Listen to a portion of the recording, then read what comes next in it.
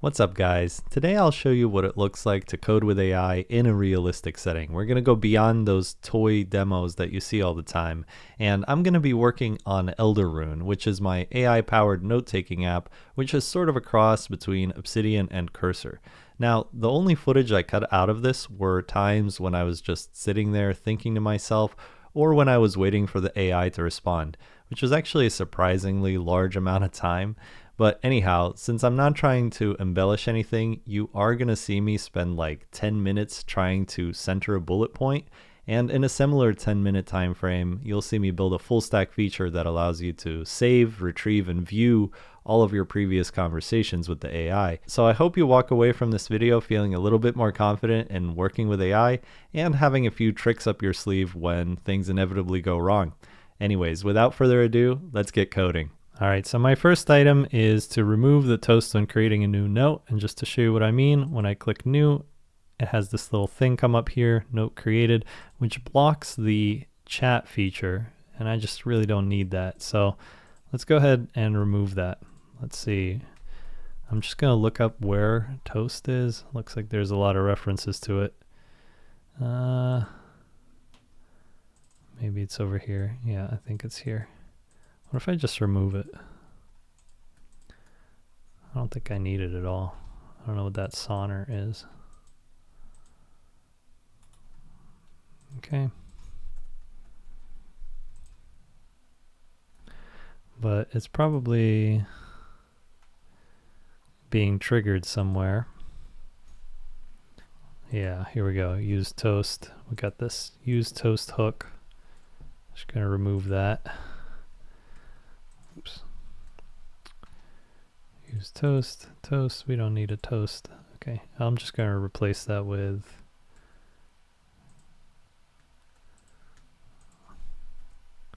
there we go.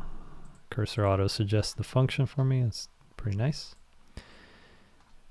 Let's see. We got anywhere else? Got the toaster. Use toast. Use toast. Okay. I might use it later at some point, but I don't think I need it.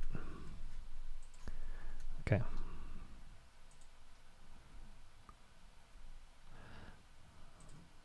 Just using cursor tab here to wipe out various parts of the code.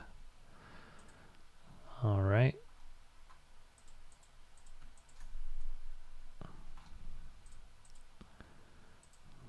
Yeah, we don't need this.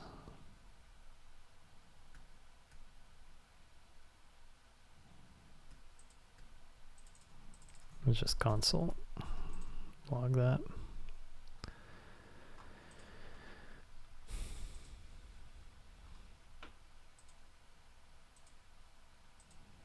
Okay, we got one more toast over here. Okay. Now in all of the other files, it was pretty easy for me to just remove them directly, but in here, I'm just going to go ahead and ask Composer to do it. Just make sure that we have this file in the context. Actually, it's index.tsx. We got that in the context, and I'm just going to ask it to remove all the toast references. So I removed it manually from a bunch of the other files, but I think it's easier to remove it with the AI in this case.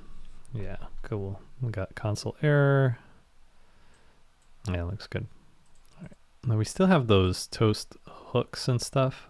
I'm going to go ahead and just remove them since we're not using them, and then I'll reinstall them if I ever use them again. UI, src components. Okay, I'm just going to delete those 3 files. And use toast hook.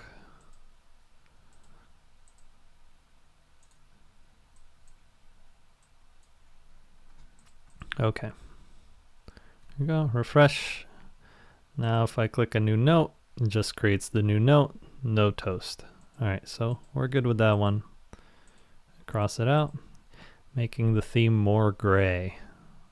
All right, yeah, I mean right now it's like super dark. Kind of want it to be a little bit more like your normal dark theme instead of just totally black. So we'll head over to index.css. That's where all of my styles are. And I'm just going to ask it Please make the theme more standard issue gray instead of this Nordic black navy blue theme. I want it to be roughly the same as VS Code colors.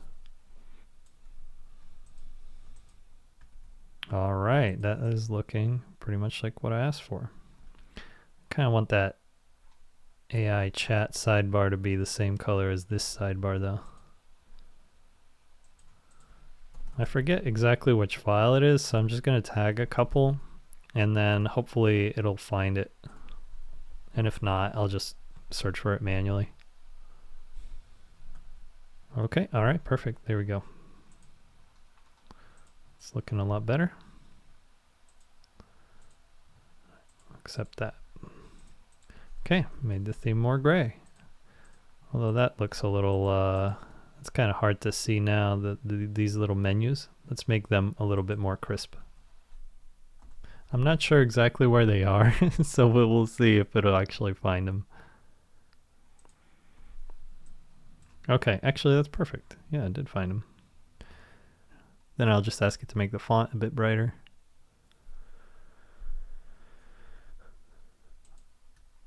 I don't think that's changing that correctly.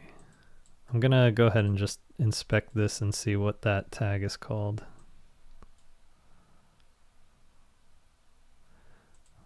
Talking about the milk down toolbar. And let's see what the style is. What is making that color? Okay, here we go. Color, crepe color outline. It's crepe color outline.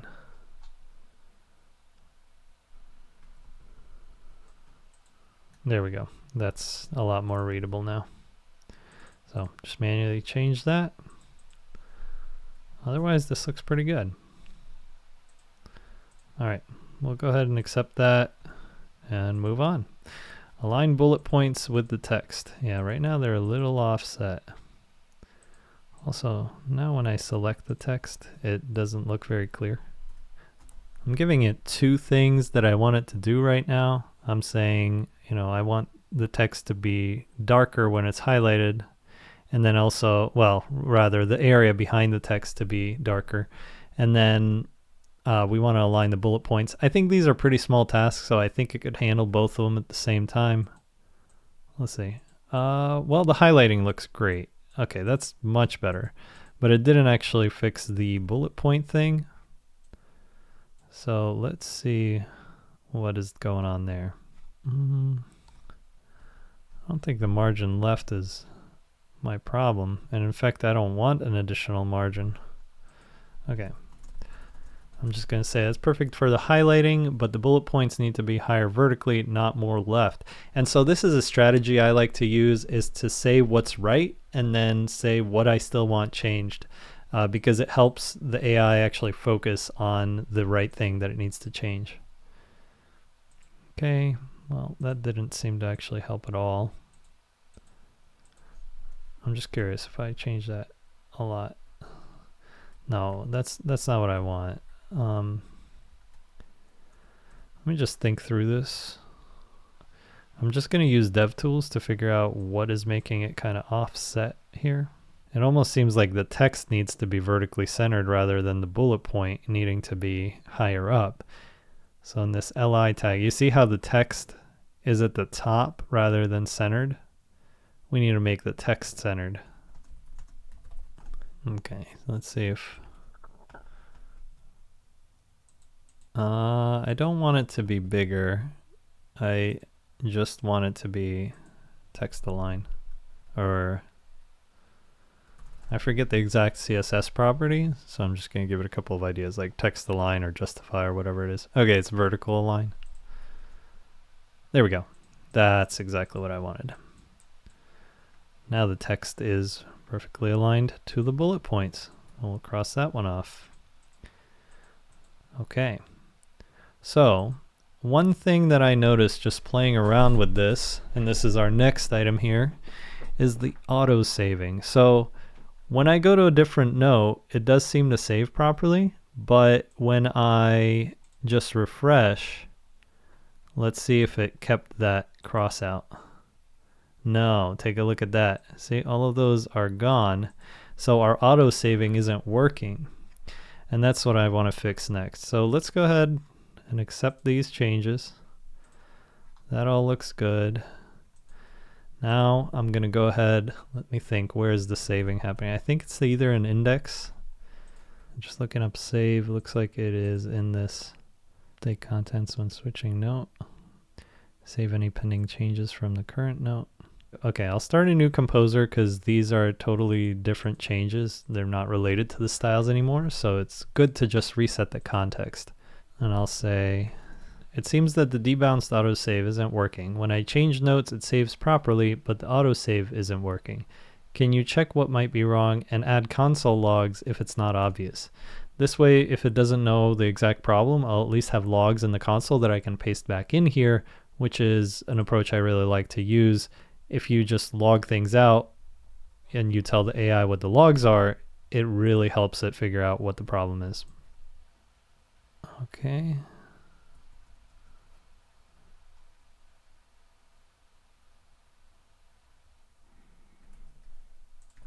Okay, wow. For a second there, I thought it deleted my whole note. You know what? I'm going to go ahead and paste this over into Obsidian because I really don't want to lose this whole note. Let's see if I do that. Note content changed. Now it's like logging over and over. If I refresh this, it actually did work, but now I see it continuing to write this line. Is it doing anything other than the console logs? Well, it's every 1 second now. I removed that. Okay, if I undo that, let's bold it instead. And then I refresh the note. Oh, okay, it's actually working. Not sure why though. 100 millisecond interval might have been too aggressive. I mean, I guess, but I really do want it to save more frequently, or at least look for changes. I'm going to say, okay, so this logic actually seems to properly save the note, but I do want to poll at least every 500 milliseconds for changes. Is there an efficient way to do this? Okay, it says we can optimize the way that we do this. Okay. This is, that's sketchy because they could have changed the character or something. I don't like that. I'm going to say this isn't a good approach because the user might have simply changed the character and now we won't save. We could maybe add some event handler that detects changes of the user typing instead. Okay, so it just had an error and it looks like it can't find on the editor. And it didn't iterate on it because my composer is in normal mode. I actually want to switch it to agent mode. That's going to make it automatically fix these sort of errors. But I probably need to give it a reference for what this editor type actually has on it. I'm going to go ahead and give Cursor this URL so that it can reference it when making these changes. Okay, I wasn't able to read it or something like that. That's kind of weird. I noticed the search results don't actually show the full Meltdown documentation. That's interesting. Okay, I'm going to go ahead and just copy paste all of this in here.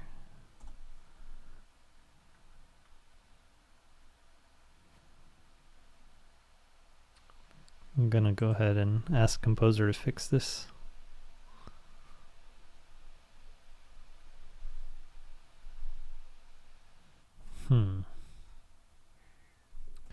If I just don't have that there. Okay, I made some change. Let's refresh. That didn't save it.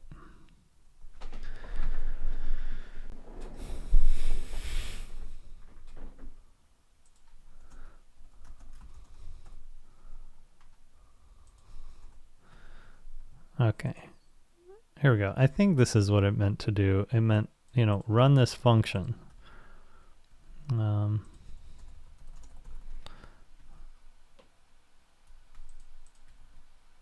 No, that doesn't make a difference either. Okay, you know, I'm not exactly sure what this code is doing. So what I'm going to go ahead and do is just back all the way up here. And I'm just going to restore this checkpoint. back when it was working. So we still have all this logging, but I know that this code actually works. So let me go ahead and just, I mean, basically the only functional change it actually made is to reduce the polling time. I'm just going to reject everything. I'm just going to change this to 500. And then I'm going to refresh. And if I put test, I refresh, that looks like it's still there. Take a look at that. That looks like kind of a mess. What is going on there?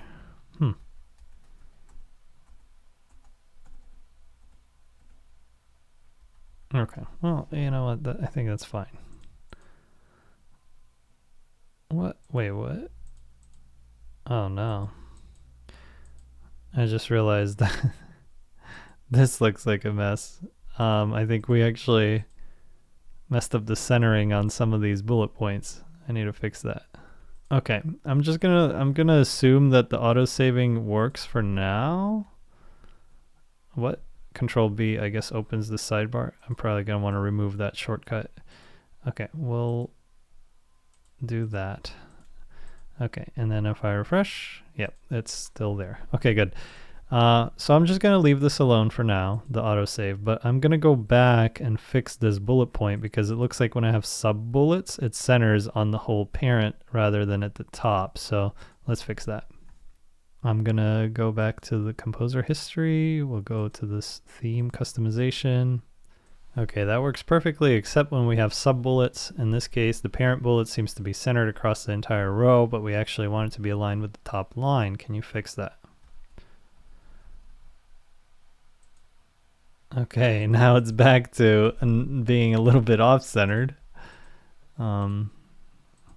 It's like, so we got these li tags, and then we got a div that has this p tag in it. And that's what we need to center. We need to add some auto margin to these p tags, I believe. I'm going to go ahead and copy this example li tag to show what I mean. I'm going to paste that whole HTML in there.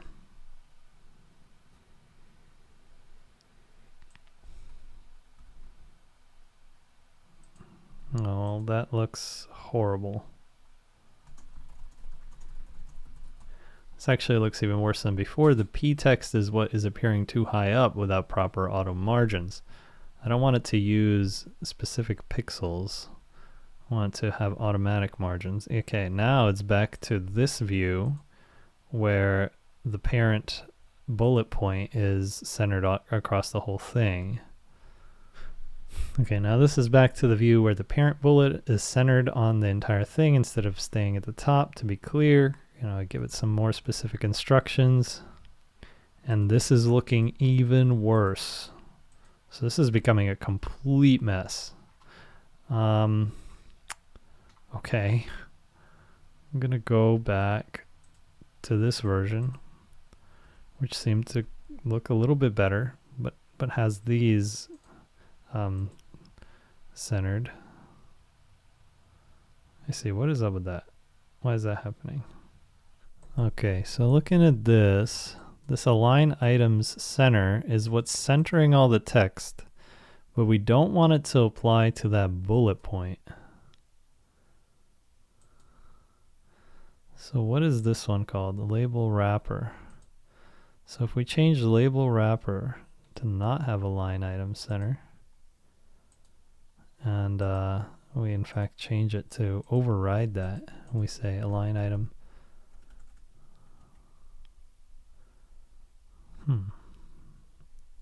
We need to specifically add another rule for an li.list item containing a label wrapper to not have align items. Okay. Hold on, let me see if I remember that. Okay. And milk down. Yeah, the pros mirror dot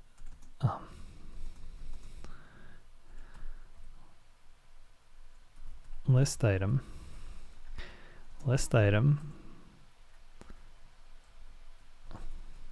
Just gonna make it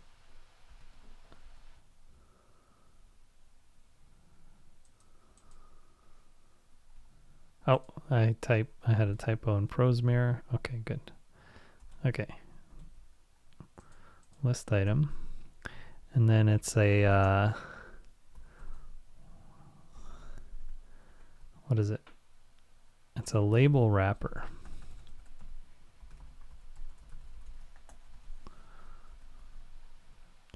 Okay.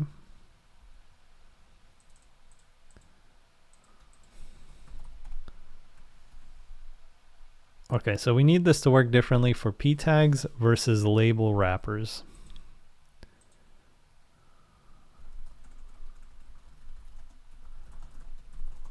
So I'm saying we have this rule, which is exactly what we want to happen to the label wrappers, but we want something different for the p tags. How can we do that? That's not exactly what I mean.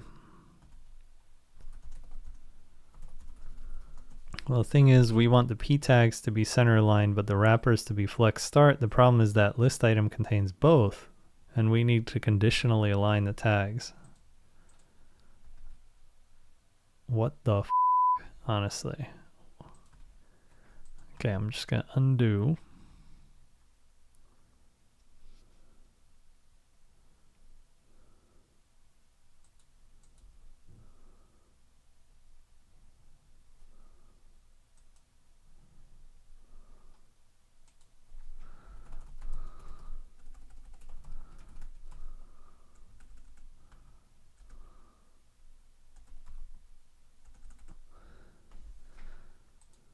Alright, so it looks like after doing some digging, if I change the line height on the p tags to 2, that seems to properly align things, but we probably need to reduce some of the padding so that we can just make it look a little bit more condensed.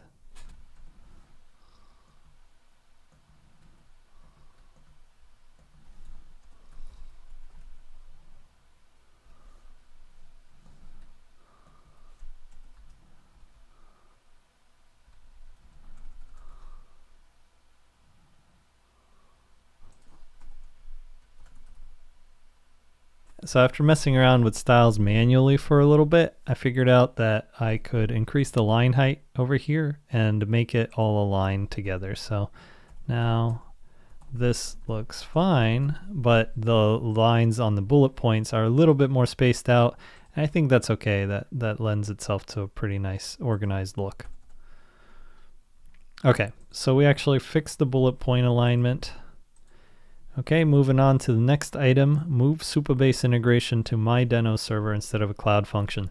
When I first set this project up, I used Lovable, and it integrates well with Supabase, which I think I might keep around because I do like the managed Postgres that it offers, but I do want to be able to interact with it through my own backend rather than using the Supabase Edge functions. So that's what I'm going to go ahead and move to my Deno server, which I set up over here in my server folder.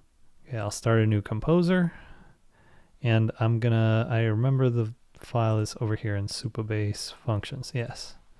So I'm going to ask, please replicate the Supabase note saving and retrieval functionality into my main.ts Deno server and call it instead via servercom.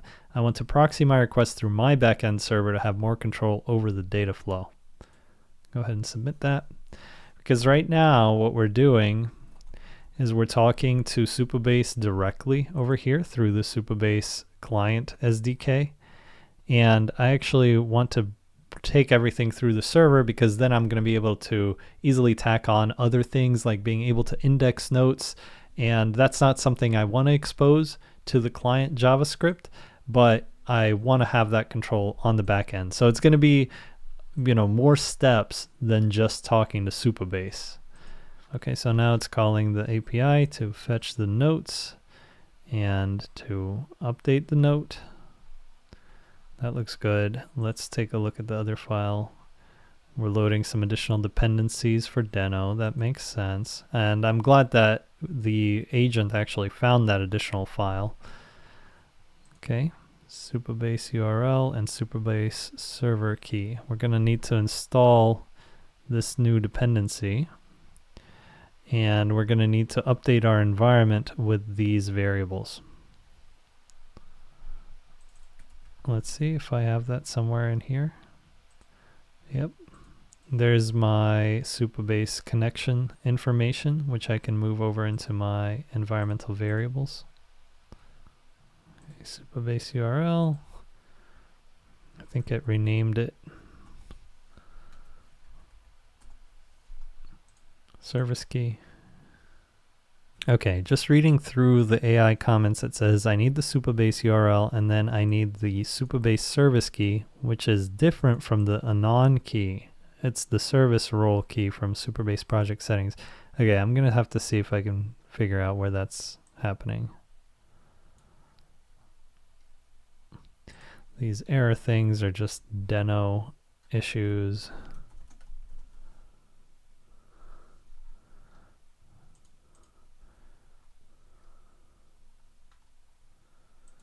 I'm just going to add any here so to resolve the type issues. Let me clarify with it if the Supabase service key is something different from the key that I already had.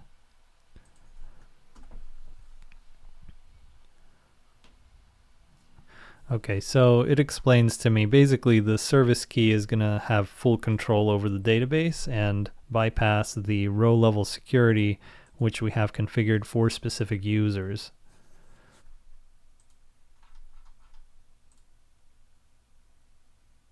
I'm going to automatically fix that. I think that's correct. Okay, let me go to Supabase and get the Supabase service key. Okay, here's my service role. This key has the ability to bypass. Yep.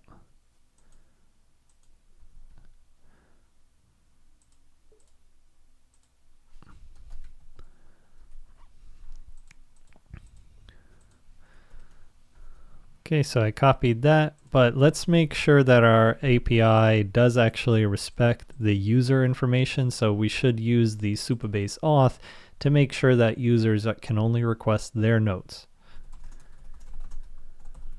So I'm going to ask, can you ensure that we are passing a proper token to make sure that users can only request to see their own notes?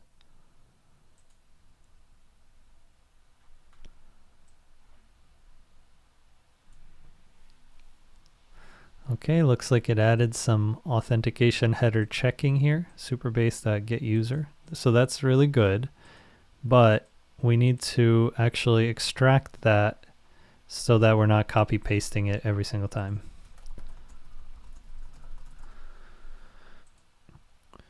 Okay, user is verify user and node access. And if there's no user, we return. Let's see what this does. Okay.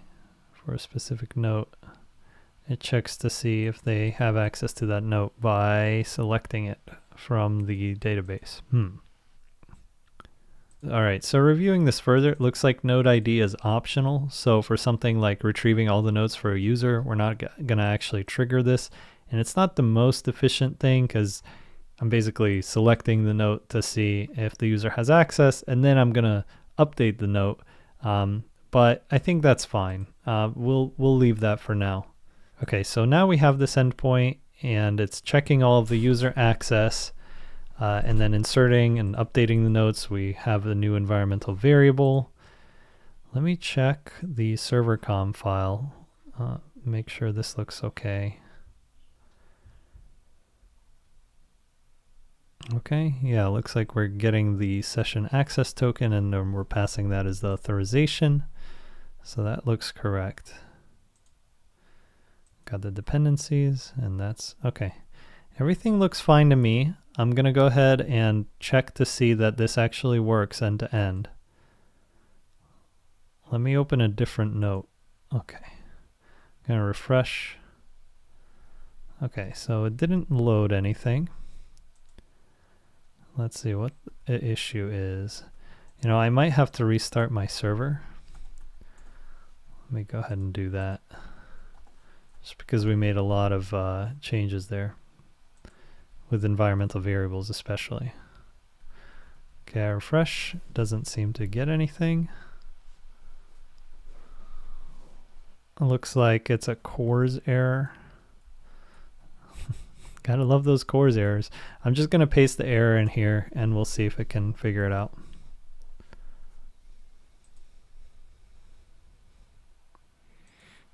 I wonder what this line is. Explain this. I'm gonna ask it to explain that line, and what if the user is logged in for longer? Okay, CORS pre-flight requests. Ah, okay, it's caching the CORS requests. Hey, that's actually really nice. Okay. It's really nice to be able to just ask the AI like this to explain new concepts for you, because this is something that I didn't realize you could actually do, is cache those options requests. I've pretty much always relied on the Express server to handle CORS stuff for me, but Deno handles it a little bit differently, and this seems pretty convenient. So that should be good. Let's go ahead and try to refresh this. Hey, look at that. Okay, it loads. And we got the note list. And we're actually making the request through our server. Look at that, that's lightning fast now.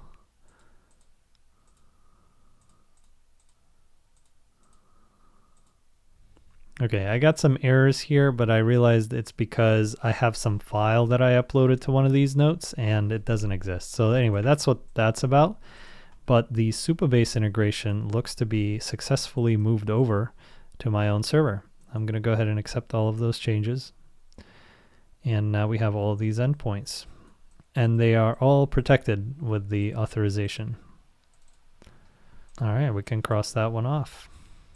Moving on to our next item, we have streaming AI response. Let's see what happens when I ask right now. Write a paragraph about nights. Okay, so it's able to generate something, but it just writes everything in one go, and I can insert it. But I want to make it actually stream, kind of like that ChatGPT experience. Flip back over here, I'm going to open a new composer, and I usually like to open a new composer every time I'm working on a different feature. It just really helps the AI focus on the particular thing you're trying to accomplish and not mix it with stuff you were working on before. So in this case, we're dealing with the chat.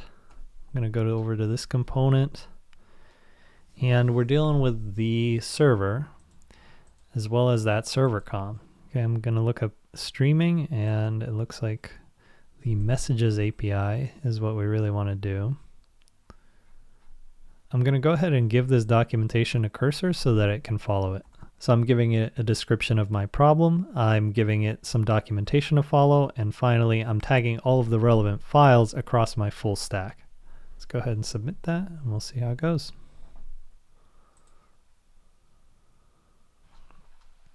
All right, so I've made a bunch of changes. Let's just glance through the files. We got some kind of placeholder message. Looks like we got an error in here. Let's go ahead and just send that to Composer.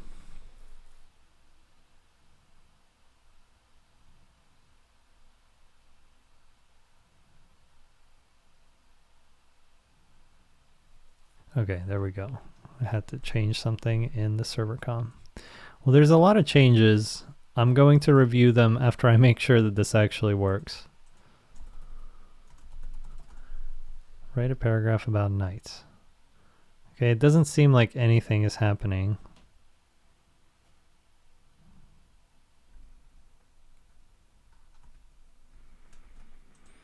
Okay, so as far as I can tell, it's not working. Let me go ahead and try again. I'm just going to ask it to double check the implementation against the docs because it did make a lot of changes. So this can be a good first line of attack when you're troubleshooting issues, is basically to ask it to double check and to fix any issues.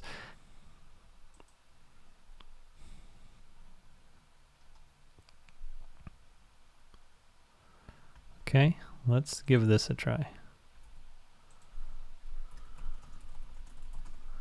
Write about dogs. Still not seeing any response. So I'll just say, I'm still not seeing any response. Please add logs throughout the process so I can figure out where it's breaking. This is a technique that I'm going to call the beaver method, because you're asking the AI to generate a bunch of logs, and then you're just going to bring those logs back to it so that it can figure out what is actually going wrong.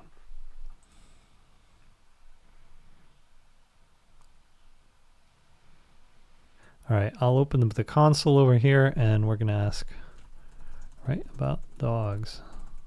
Okay, client sending chat message, write about dogs. That's all we see here. Let's see if we got it on the server. Okay, we're getting message start, but pretty much nothing after that. So I'll go ahead and paste these logs, and we'll see if the AI can figure out what's wrong.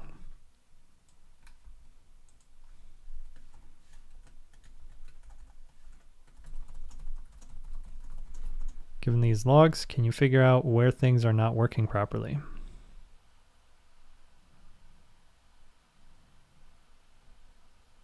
Good old cores continues to break everything. We'll go ahead and try that again. Okay, this time looks like it was blocked by cores in the UI.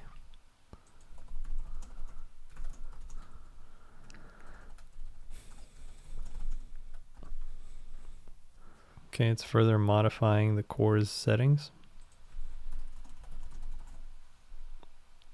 All right, this time the chat message got sent, but I think it's running into the same issue on the back end.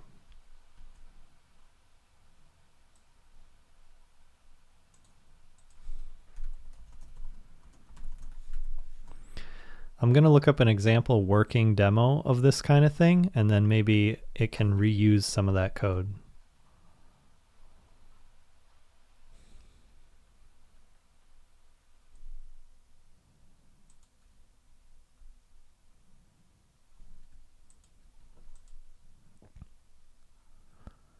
All right, looks like they have the streaming in the SDK. I'm not exactly sure if it's working as expected or not, or if we're using the SDK, but let's double check that. Okay, we are using the SDK. I'll just give it these couple of examples. To be totally honest, I'm being a little bit lazy because I'm not really trying to figure out what's in the code right now. I'm just kind of shooting things at the AI and hoping for the best. Sometimes this works. You actually do want to spend some time doing this. You don't want to always jump into the code, because sometimes it's a silly mistake and the AI can fix it on its own. But I'm getting to that point where I'm starting to kind of lean too far in that direction, and if it can't figure it out, given this code example, I'm going to have to dig in a little deeper. Well, that doesn't look good. We don't want that model of Sonnet.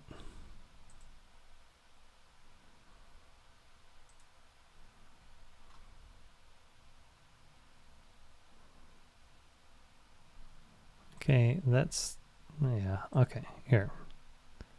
That looks correct. Now I'm going to change the model back to 3.5 Sonnet latest. I made a bunch of other changes. Just going to test it out.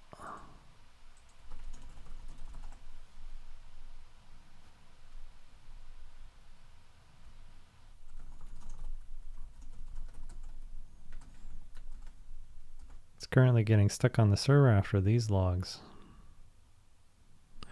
No, we don't want to use a different model.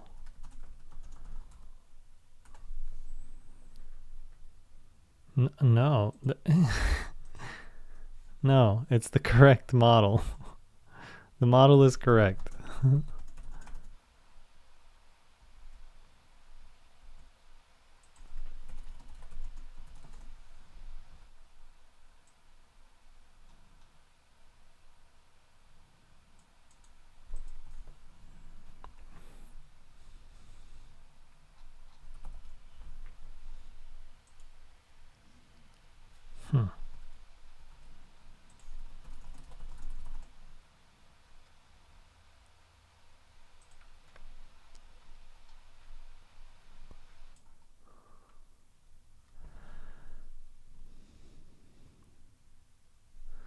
Okay, I'm not sure what's up with this writer.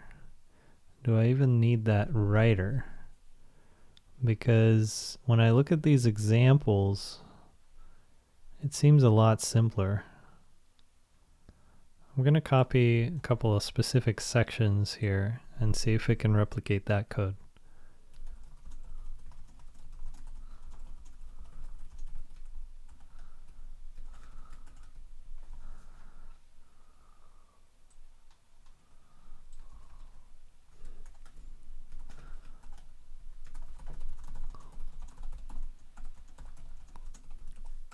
Okay, so I'm pasting a bunch of specific code examples, telling it to simplify things and ignore this whole writer thing, and then make sure that the server sent events is properly set up.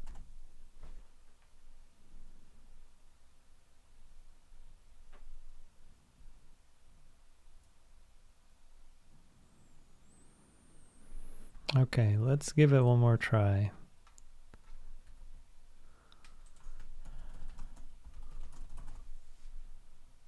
Hey, look at that. It's actually working now. Amazing. Okay, fantastic, fantastic. Now I'll actually go ahead and read through the code and make sure that it's doing it properly. I also want to add some special handling for when it sees the beginning of this kind of apply block, it can render it properly, because right now it's just outputting raw text. Okay, so let's look through all the code. So this is our server comm. Well, actually, let's start with chat. So with chat, we got streaming is streaming, got a placeholder message, and then we send the message. And then for every chunk, we're going to render that and basically append it. Okay, that makes sense. And then when the message is complete, it's going to go ahead and set that. Okay. That looks reasonable. That's our dependency update. That makes sense. This is our server. So we obviously have some logs. We have made some changes. We got these extra headers that are for handling streams. All right. And there's our request to Anthropic. Stream true. We got this text encoder. Set up the response. Okay, it's going to be a readable stream. Not 100% sure how to read this properly, but okay. We're going to, for every event in the stream, we're going to run this. Okay. And if it's a message start, I'm going to send something. For a block of code, looks like we're handling it a little bit differently. I'm just going to ask it to explain this code for me so I have a better idea of how it actually works.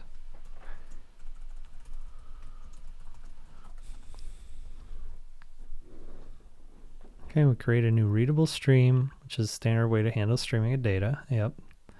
Controller allows us to send data chunks to the client. Encoder.encode converts our strings to the binary format needed for streaming. Okay. Message start. We send the message ID and roll to the client. Ah, okay, that's very interesting. And then the content block, I see, it's not like code block. This is like the main parts of the message, really. And then the message stop allows us to know that the message is finished. Okay, I gotcha. Okay, now we got this server sent events format, and this is how it's sending it. The two new lines is crucial to delimit the events. Interesting.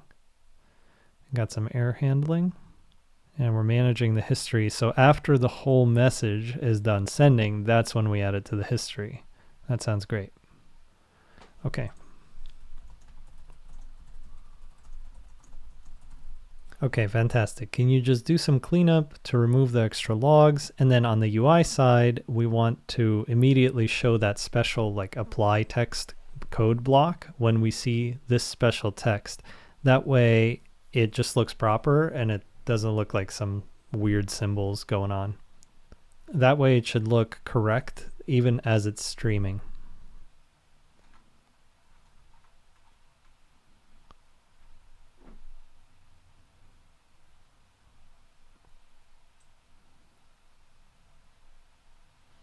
Okay.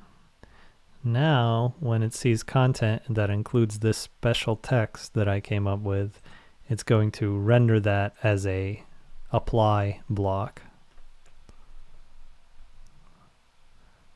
Let's give it another try.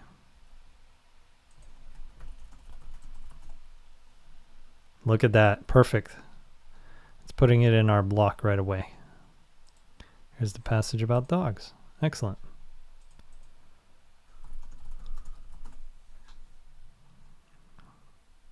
There's a passage about cats.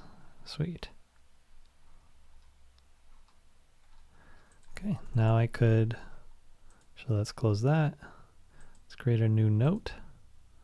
We'll write about cats. Write about dogs. Amazing. Let's see if I ask for 2 shorter summaries about the dogs and cats.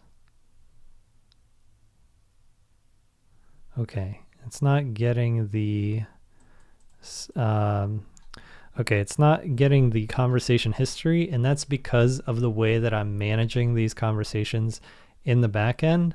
I'm on a different note now, and the way that we're organizing it there is by node ID. So I'm going to have to rework that, and that's definitely in my to-do list. I'm going to go ahead and just copy paste. Look at that. It's able to create summaries as separate apply blocks. That's perfect. That's exactly what I wanted.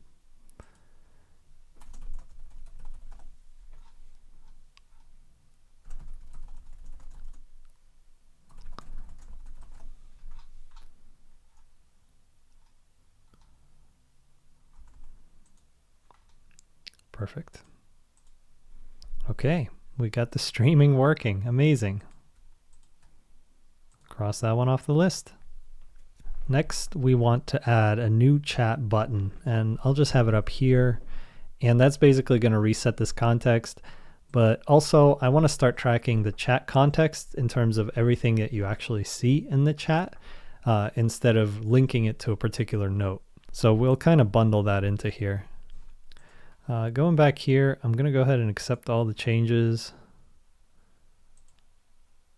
Everything looks good to me. And this composer is totally shot at this point. I mean, we've been working in it for like half an hour. So I'm going to go ahead and open a new one. I see a lot of nesting in this file, and it is getting to be, you know, it's over 200 lines long. So I'm going to refactor it before I add the new button. Please refactor this component to simplify things and create a new message component that is extracted out. All right, looks like it removed a bunch of content out of here and created a new message.tsx file, which is pretty much exactly what I wanted. Let's just make sure that everything still works. Cool.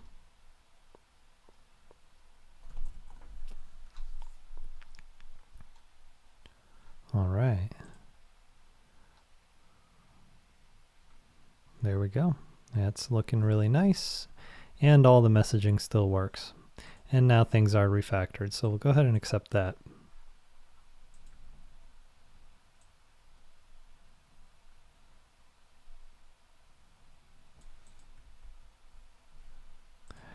Looks like it forgot to delete this function, which got moved over. So I'll go ahead and just delete that. I was wondering why the file was still, long, but this looks better. Okay, now let's go ahead and I'll just create a new composer to minimize the context, and we'll add the new button.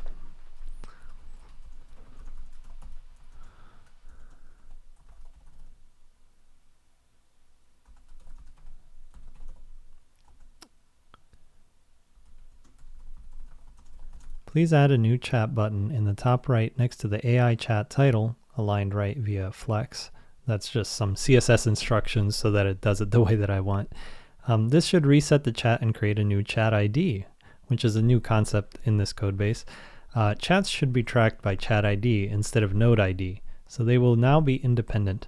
Please make the necessary changes in the server com, where I talk to the API, and main TS, which is my server, to accommodate that change. We are not yet storing the chat's messages in a database, but we'll do so soon. For now, we can use memory to serve as the database for our chats. So again, just breaking up kind of a bigger task into smaller pieces so that it can handle it. And it might have been a good idea to do that with the AI streaming, but I wasn't exactly sure how to break it up. So I'm glad we kind of just bashed through it. All right, looks like it's made the relevant changes. Let me look through this. I got the button. Use effect, generates a new UUID. I think the chat ID should be set on the back end because this would allow a random user to specify what the unique ID is for my chat objects, and I don't think that's particularly secure. But let's just review the rest of the code first. Okay, still sending the node ID. I'm not sure that, I don't think that's necessary. I didn't want that anymore. Just manually remove that.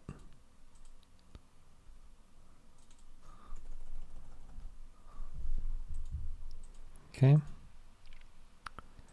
Whoa, we got a bunch of errors now. That's because we don't need the node ID anymore. Right.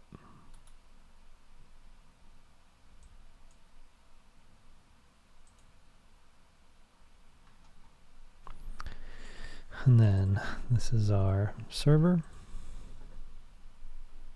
So that all looks okay.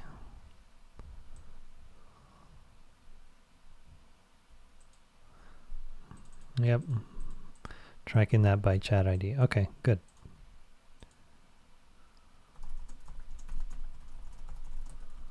Let's modify this so the chat ID is set on the back end and returned to the UI through a new create chat endpoint so that we have control over the ID instead of the client. Okay, that sounds better. All right, I'll refresh my note. Let's create a new chat. Okay, so it's telling me about cats. I'm going to give it a message that only makes sense in the context of this chat, so we'll see if it knows what I'm asking about. And it looks like it does, so it's properly matching it to the chat ID. Now if I do a new chat, we reset. I'm going to ask tell me more, and it's just telling me about itself. It doesn't know anything about cats because that was in a previous chat, so this is a new chat. And we can always reset the state. So that's looking great. So we added the new chat button, and we're using the chat as the context instead of the note ID. Now we're going to want to store these chats in the database so that I can see my previous chats and go back to some of the changes that I've made. So I added another requirement here to see list of previous chats. Looks like this one's a duplicate. I'll remove that. Also, let me add a new default chat view here so that it's not starting with this message every time. Okay, so just reviewing the changes real quick again. I think they're all good. I'm going to go ahead and accept all. Now I'm actually going to continue in this chat because it's very relevant to the stuff that I'm doing now. So it'll know the specific format of my messages and of my chats when I ask it to store it in a database. Oh, it looks like we got an extra property here.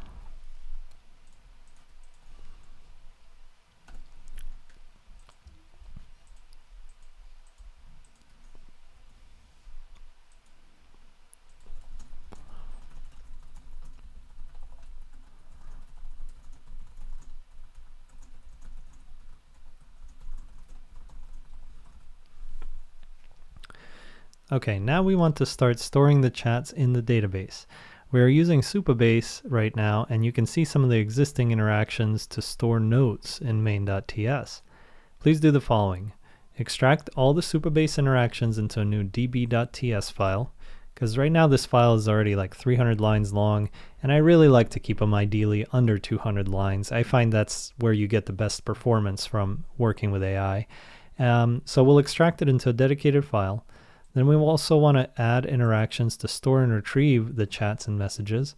while making sure that we're limiting that retrieval to the user that the chat actually belongs to.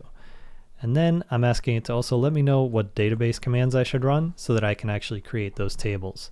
If you're doing this in something like Lovable, it's going to be able to generate that for you right away, and you can just press a button, which is really convenient. But I'm going to have to figure out how to actually run these commands in Supabase from what Cursor tells me. All right, so let's go ahead and run this. All right, reviewing these commands, it looks like we got some really nice security in here about users being able to see their own chats and only insert messages into their own chats and stuff like that. That's great. I'm going to go ahead and copy this, and we'll go over to Supabase. SQL editor. All right, well actually that looks actually pretty straightforward. So I guess I'll just run all this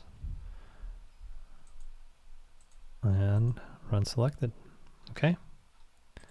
I ran it. Let's take a look at our table editor. Look at that. We got chats. We got messages. Perfect. Okay, it finished writing the rest of the code, so let's review it. We're using the auth header again. That's great. And then we are calling db.createChat. So this is going to insert a record into chat with the user ID, and then I think we're actually going to return it. Okay, so reading this, it's a little confusing, but I think what it's saying is we're gonna insert a record into the chats collection, and it's gonna return data, which we'll store in a const named chat, and then we're gonna use that ID for that initial message. And right now it's inserting this generic message. I don't think we actually need that, so I'll probably just remove this, but I'll ask the AI to do it because I might be missing something. Okay, when we add a message, we're retrieving the chat. Then we're using the chat ID to add the message into it. Looks good. Going over here, looks like we have some kind of type issue. All right, we'll ask it to fix that.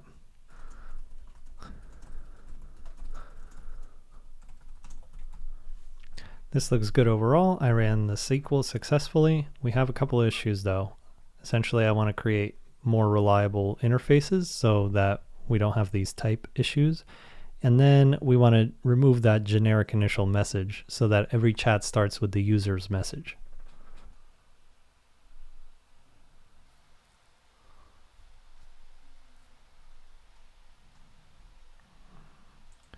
Okay, looks like it even updated it here, which is really nice.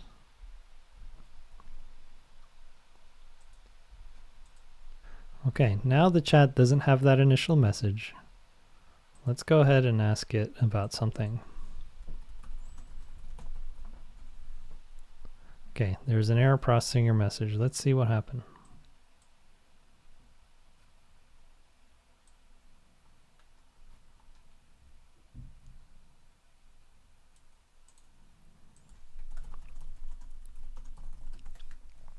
Just going to paste that error and say, got this error when trying to send a message with the current code. Okay.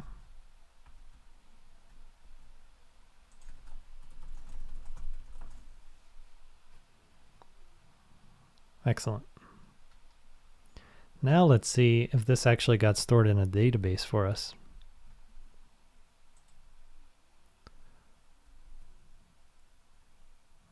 Boom, there it is. User, assistant, here's the passage about lions. We got our multiple chats here. Let's create a new chat.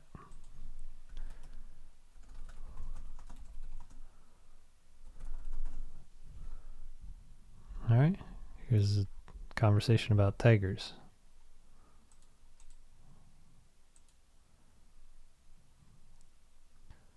Just refresh. Excellent. Here's some information about tigers. There it is. Okay, so this is looking really good. Now we just want to show these chats on the UI. So we'll add a little chat history thing here.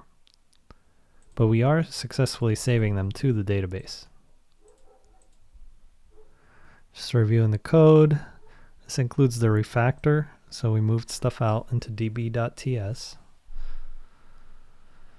Okay, we're creating a chat.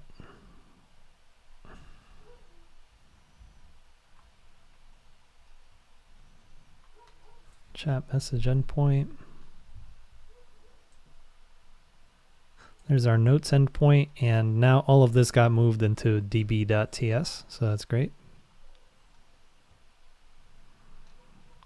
Obviously, we're still able to see the notes in the UI, so that's a good sign. Here's our db file. This is new, but quite full because we moved a lot of code here. Got the chat, got messages, all right. Looks like there's a type error over here. Let's just have Composer fix that. Okay.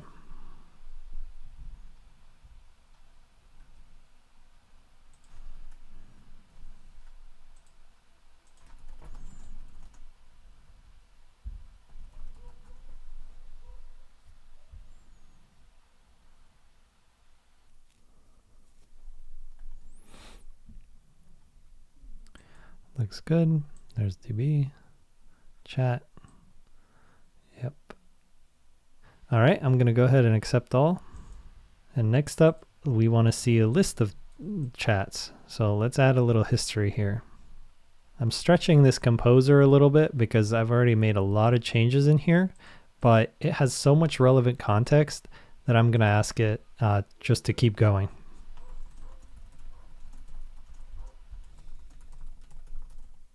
So I initially wrote this prompt that says, please add a new chat history component that retrieves the list of previous chats and shows them in chronological order along with the chat title. But then I realized we don't actually have a chat title yet. So I said, speaking of which, let's make a quick AI API call to generate the title when the initial user message is submitted and store that at the chat object level, so we can show the chats with titles and the chat history component. But now that I think about it, I think we should handle that second part of it first and then ask it to create the chat history.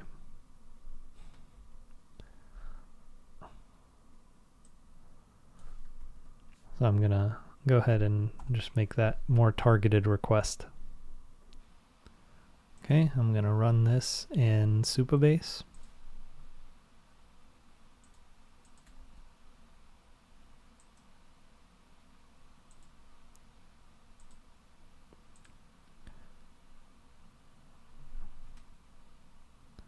Now we have a title field here. And looks like it's made some relevant changes.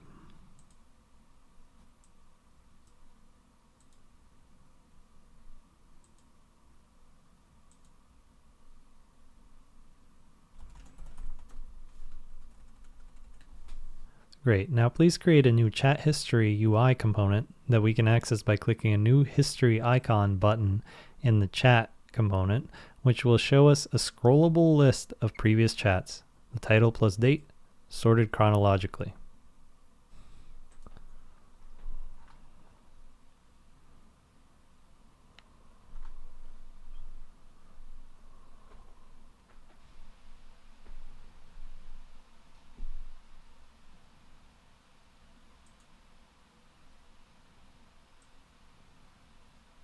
Okay, now even though I didn't tag a lot of these files, I did have them previously in the conversation history, and the cursor agent was able to identify the relevant files. So this is really a big benefit to working with the cursor agent over using the chat.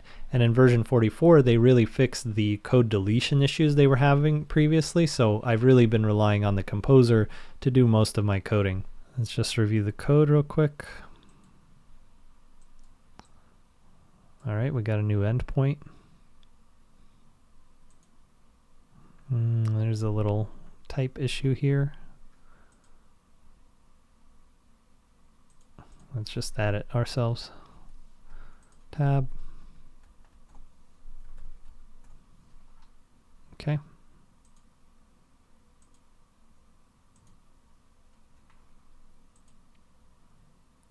That should be good.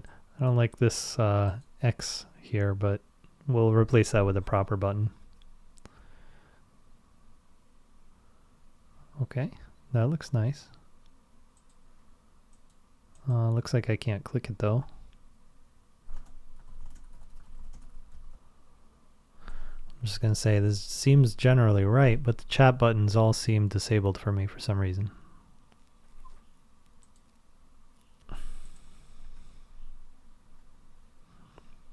Okay, there we go.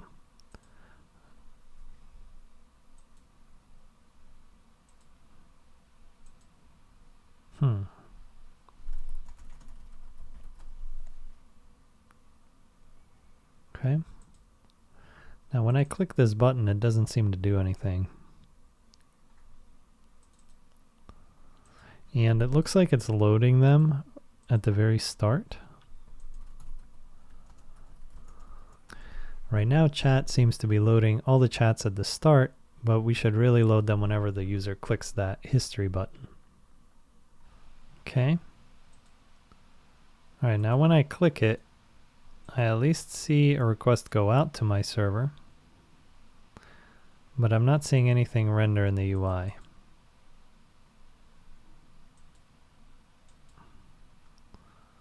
It does look like it's returning them.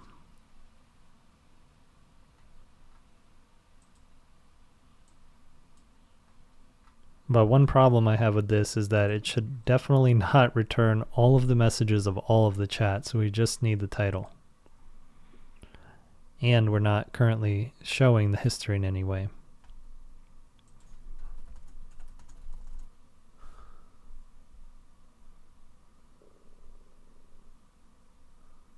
Okay, so I'm telling it that the API is being called, but we don't want to see all the messages. And we need to actually see the chat history panel, which is not opening right now.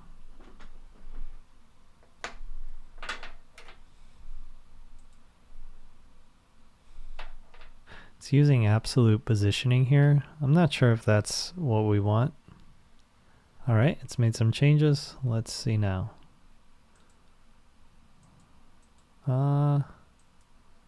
It doesn't seem to do anything. Let me just display it regardless of this show history flag.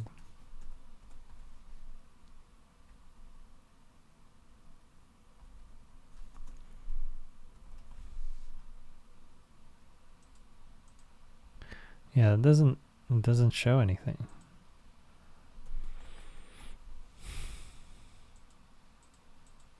Let me just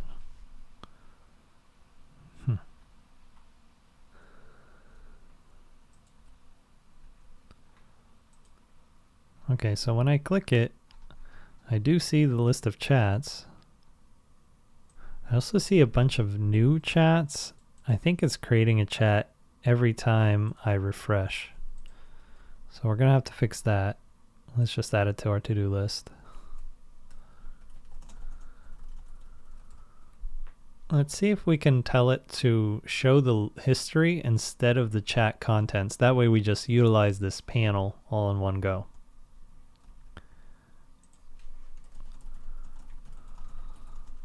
I'm going to ask it to use a different positioning approach.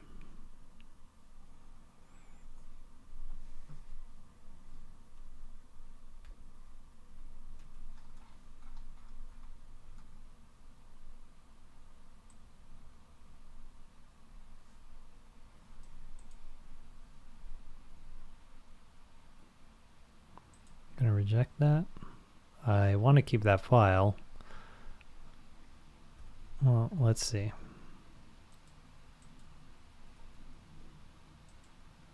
says no previous chats. Let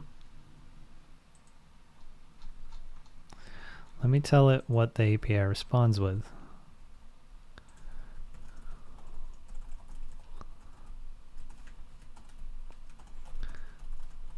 I'm guessing we need to enclose that array in an object so it's properly transmitted.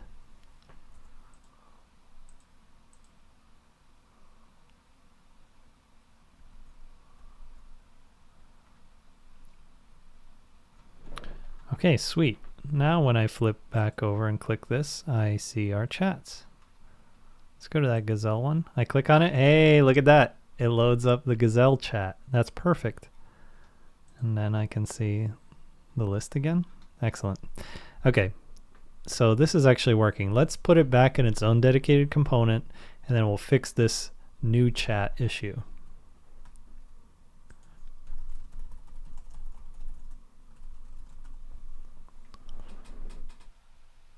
All right, there we go. So if I refresh, we click that history, we still see it, but now it's in the dedicated component right here. Okay, perfect. I'm actually going to go ahead and accept all of these files, and then I'm going to try to fix this new chat thing. I'm going to open up a new composer because the last one was just really long, and I think it's starting to get confused at some point, so it's just going to be easier to work with a fresh one.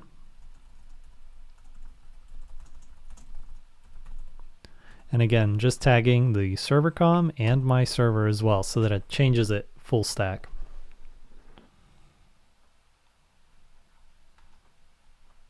All right, so it's made various changes.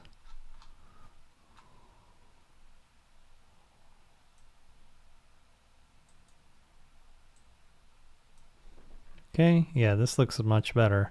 So when we post the first message, then it's going to check for a chat ID, and if it doesn't have one, it'll create it and respond with the chat ID. Okay. Let me actually wipe out the database right now, because I don't need all of these null chats.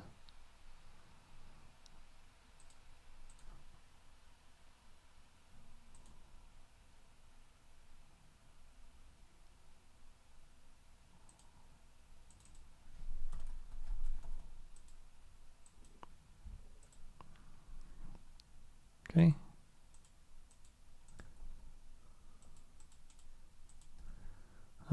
Okay, looks like I deleted all of my messages and chats, but now this is broken.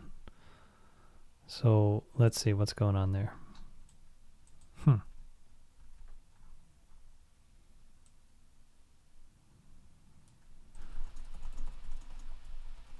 saying that the changes look great, but I ran into a separate, probably unrelated issue, and I'm telling it about the changes I made in the database. Let's see if it can figure out what's wrong. Oh, actually it was related to these changes because we had the whole start new chat thing. Okay. Yeah, I mean, we don't need an empty use effect. Let's just remove it. Okay. No previous chats. I still can't type the message though. Okay, the buttons work, but the input for my first message is disabled. Please fix that. I think it's the same issue. Yeah, we're going to allow input without a chat ID.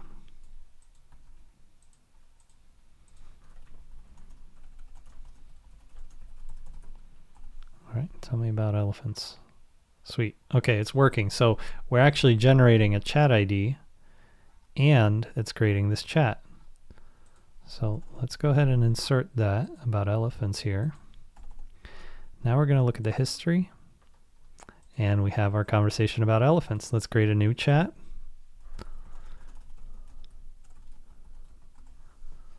Talk about giraffes. Okay, apply. And if I look at my history, now I have elephants and giraffes. And I can refresh. We can still see the chat. Okay, this is looking really good. I'm going to review the code as I usually do.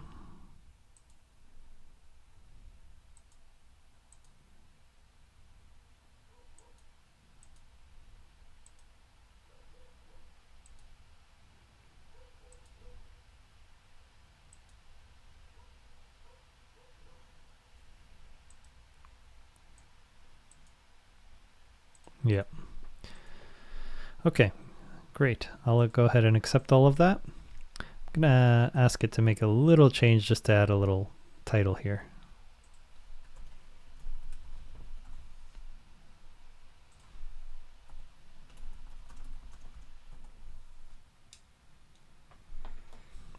Okay, let's reduce the padding near the top there.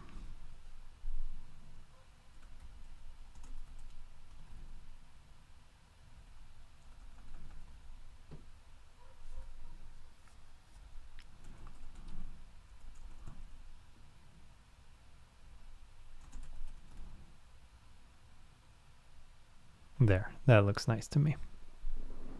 Now, one thing we're going to want to do later is make sure that we're using pagination for these chats, because right now we're returning all of the chats all in one API call. But when somebody's been using the app for a long time, they might have hundreds of chats, and that would be a big API call to make. But to be totally honest, even Anthropic, when you go to Claude, they just load all of your chats in one API call. So it's really not that big of a deal. I'm going to leave it for later. So for now, let's go ahead and mark this as done, and we'll just add a note. Maybe we'll have a later paginate chat history. Default new chat view. That's kind of interesting. What's going on there?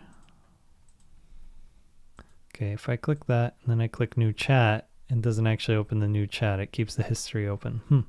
Let me fix that bug real quick. Now I see one bug, and I just described the issue. And what is this start new chat? Do I even need this anymore? Oh, yeah, this is, okay. Okay, there we go. It made a quick fix. There we go. Let's add a little title to the empty chat view that says, "How can I help? Type your request below," on 2 lines. Thankfully, it knows which file I'm talking about. Good. One thing I think I'll add are some suggested prompts based on the note that you're currently looking at. But I'll leave that for later. Let's just simplify this and just say new chat.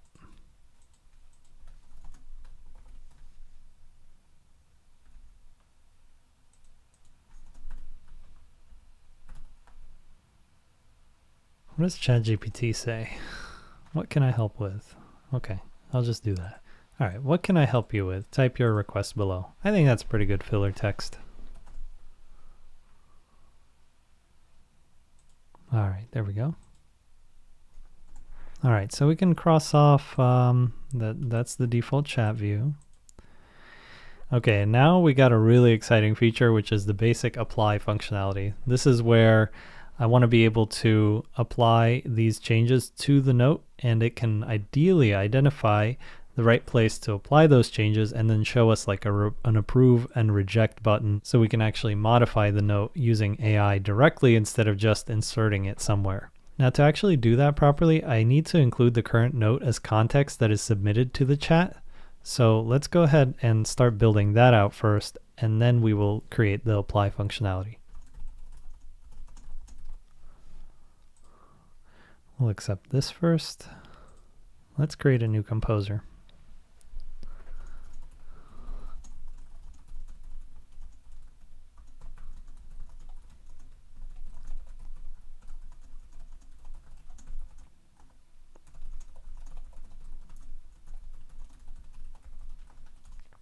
All right, so I put together a pretty long prompt here. We are building new functionality that allows users to include note contents as additional context for the AI chat. We should separate the input box into a new component called chat input and add a new smaller section above the user's prompt that allows them to tag relevant notes. Each note should appear as a little pill with a note title and an X to remove it from the context. Basically just like what we're seeing in Cursor here, like this. We can start by simply adding the note the user is currently viewing to this list. Don't worry about retrieving a list of all notes, so I'm kind of toning down the scope a little bit here. I don't want it to create everything in one go, but this is still a pretty big request. So don't worry about retrieving a list of all notes and allowing the user to modify that list. We'll start simple with just the note that they're currently viewing. When a note is selected, we should include it as context in the message that gets sent to the AI in my server, but not included in the message history. That way we don't see that huge note as part of a message that the user sends, but we do want to send it to the AI so it actually has all of that additional context. So then I just kind of rehash and summarize these points to make it a little bit more clear. Let's go ahead and make this request.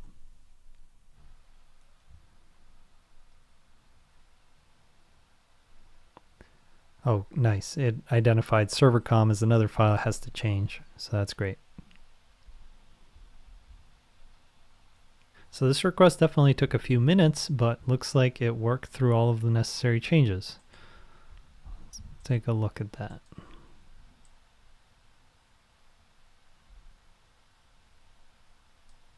Let's also add a little, we'll add a little dash in between all of the notes.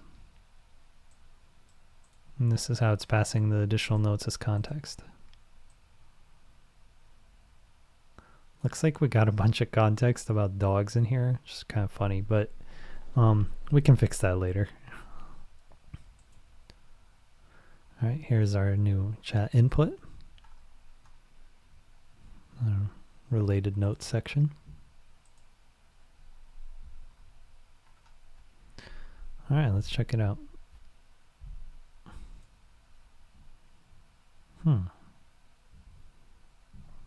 Okay. It looks very plain. I think I'm going to want to surround it in something, but we can still give it a try. Let's see if we go to that one note about animals. Let's see if it can use all of this context.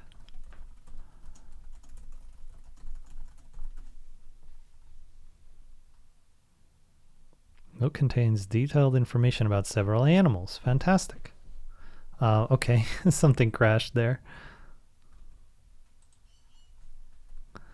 Wonder what went wrong. This is unrelated. Let's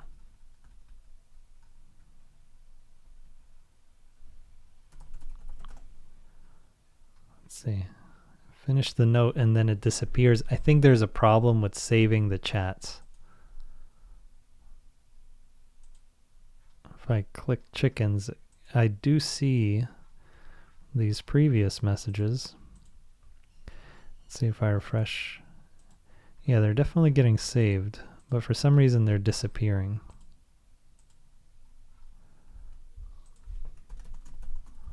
Okay, this seems to work correctly, but now my chats are disappearing once the message arrives.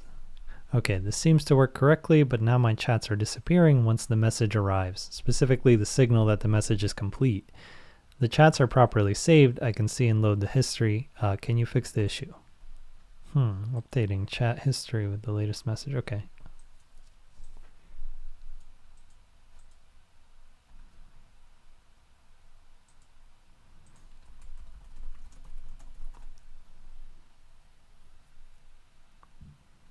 Here's a summary of the animals note. Okay, this looks great.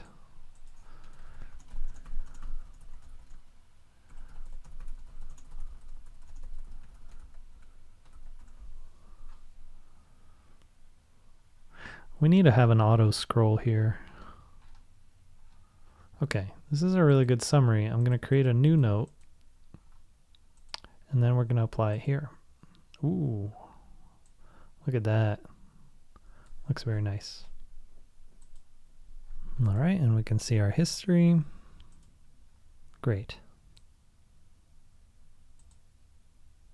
When I refresh the note, it all disappears. You know what I'm realizing? I think there's an issue. This goes back to that auto-saving bug. And I think the problem is when I use this kind of AI insert, it doesn't count as a change to the note. Something like that. Yeah, because now when I type test and I refresh, now it's there. Okay. Now we're going to, of course, want to fix some of these titles, and we'll fix the formatting here. But at least we're able to get the context of the note we're currently viewing into that conversation.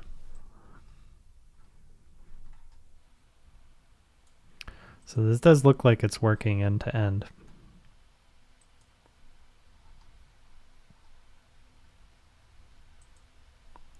Let me just try, if I remove the context, if I do a new chat, remove the context, and I ask, summarize this, will it be able to? Okay, great. So it doesn't know about the note if I remove it from the context. That's great. Let me just make this look a little bit nicer, and then we can cross this one off. Okay, this is excellent. The only edit we need is to make the note names look nicer in chat input. Here are the changes we need. Truncate the note title, but allow user to see the full name on hover. Add a border around the note so it's easy to tell them apart. And add another thin border around the context section, plus an icon button to add additional context. Let's see what that looks like. Fantastic.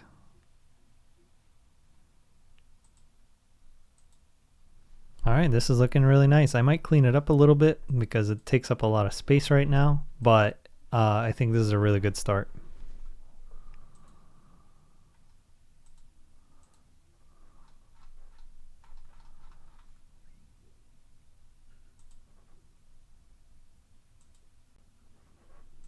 I think we can cross that one off the list. And now that we have the context of the note, now I think we could start working on this apply functionality, which is a pretty huge feature. So I realized that the apply changes feature is actually pretty involved, and I spent a long time thinking about all the various approaches that I could take. And I decided to just take a very simple approach to start, and then I can evolve this model over time. So here's the basic algorithm that I came up with. Essentially, I'm going to have the AI generate the changes, but it's going to generate them not just as plain text, but rather this sort of JSON format that is going to indicate where the changes are happening in the document. So we're going to have some text that is an anchor where the changes start. Then we'll have the content itself. Then we'll have, where the changes have ended. And then for the cases where, we need to insert text either at the beginning of the document or at the end of the document, we're going to have these additional flags to indicate when that's happening. So the idea is we're going to use really just simple plain text insertion to get this done. We're not going to run this through an additional AI model to try to merge the changes. We're going to have the initial model, when it generates the suggested changes, tell us exactly where we need to place it. And then we're just going to use basic code to make those insertions. Now, of course, we need to format it in a certain way so that the user can approve or reject those changes. So how do we designate that? Well, that's where I came up with this approach. And again, it's not the most elegant, but it's simple and it should work. I'm going to come up with a special syntax to surround the text that is getting replaced and to surround the text that is getting inserted. And then I'm going to figure out a way to render that properly in this Milkdown editor so that we can see it, with maybe red or green or some kind of color.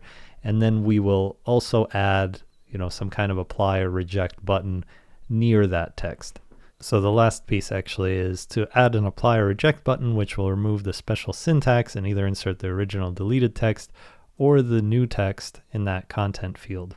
So before I even have the AI generate changes in this new format and then I bring it into that syntax, I want to make sure that I have syntax that can actually look good so that when I insert text with that syntax, it's going to look the way that I expect.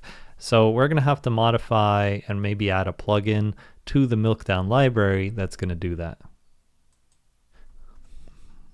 Going to go over to the most relevant file that I have, which is editor, and here's where we import the Milkdown crepe editor, and we're going to see if Cursor can help us figure out how we actually create such a plugin.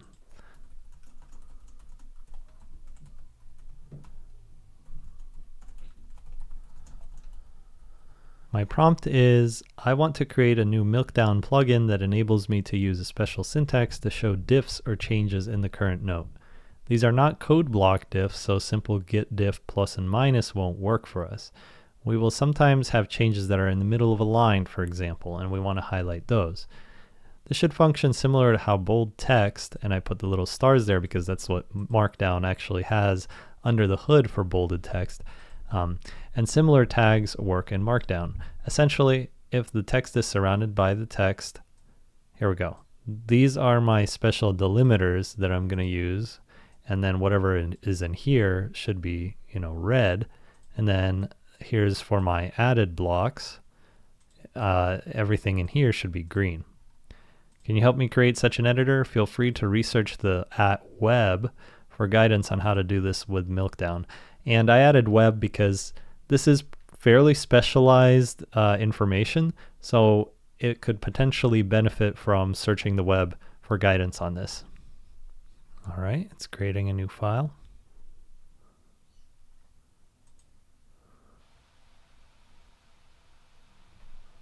Okay, it's added some styles, and it looks like it's trying to place special HTML tags around those, which looks correct.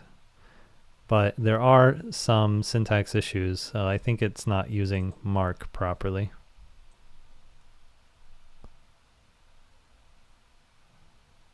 Okay, it's starting to kind of spin its wheels a little bit, and I've seen this with some open source libraries. Like, it just doesn't know the syntax or types very well, so you sometimes have to just kind of go in and paste the documentation. Clearly mark cannot accept any inputs, so we need to change. Okay, wait, it just dramatically changed that. Let's see if that makes a difference. Okay, I'm just going to copy that. Let's see if I go to a random note, if I paste it in. No, I don't think that's working.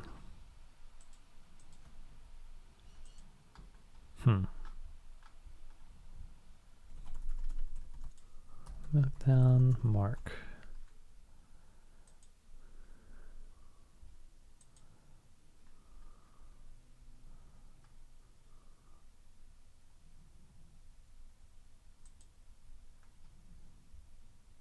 Yeah, perhaps it needs to use this kind of node thing. I'm going to go ahead and copy paste this documentation.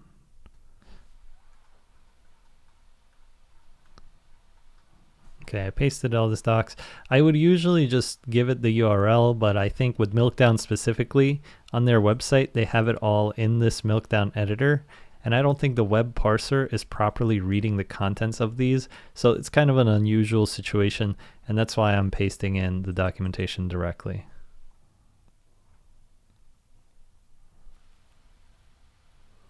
Okay, it's still having some issues.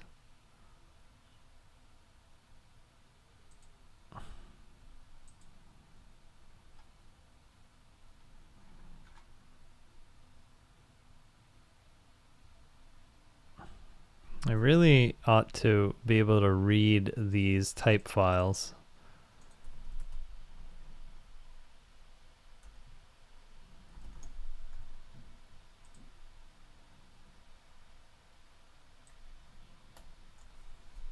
Well, let's just try it and we'll see. It thinks it's should be working. Yeah, it's not, of course. But I'm going to try to tag these additional files, and maybe that will give it some ideas on the different types that it should use.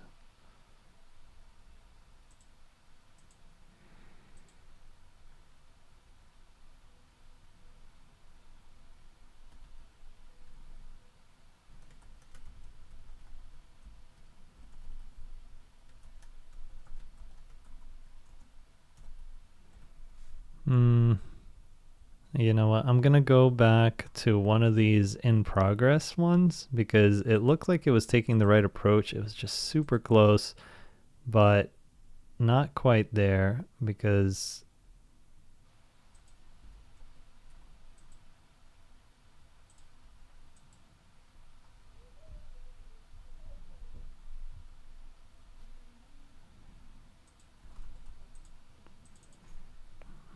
I'm just making some manual changes here.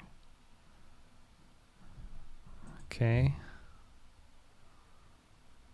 Add text does not exist on serializer type.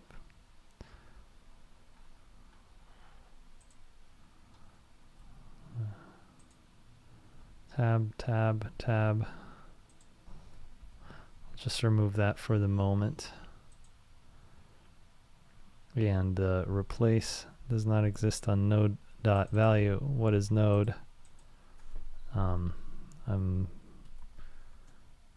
What is node? The parse markdown expects a mark parser spec.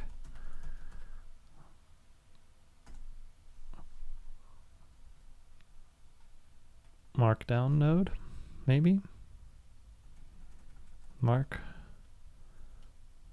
Okay, yeah, let's see. What is the mark parser spec? The mark parser spec expects a bunch of markdown nodes. Okay. Markdown node. Where is that coming from? Markdown node. It's coming from Meltdown transformer.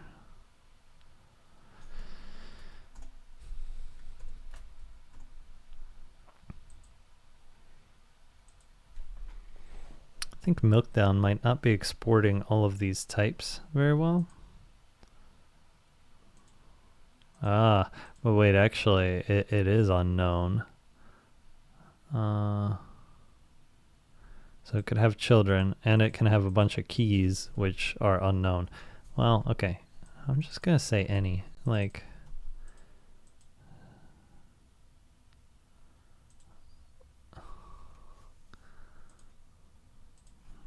I'll just comment that one out.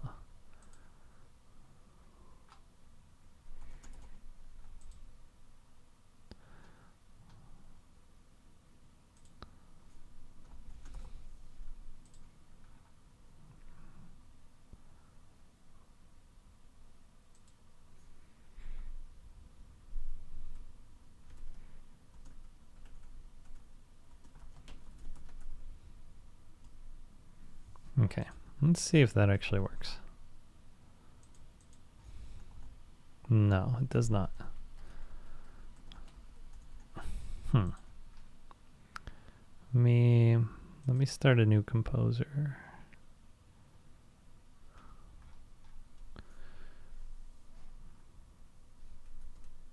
Wait. Let me look in the console. Uncaught error. Reading wait and the editor.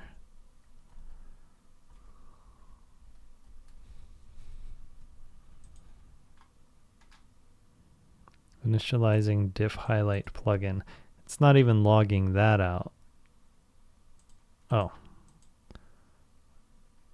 Ah, it expects the context?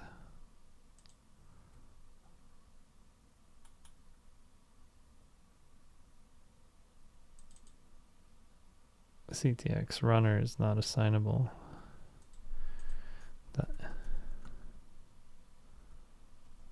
Yeah, crepe.editor.ctx. That's add our marks and then add our diff highlight plugin. Let's see if we can get this to get fixed by Composer. Well, at least we see initializing diff highlight plugin.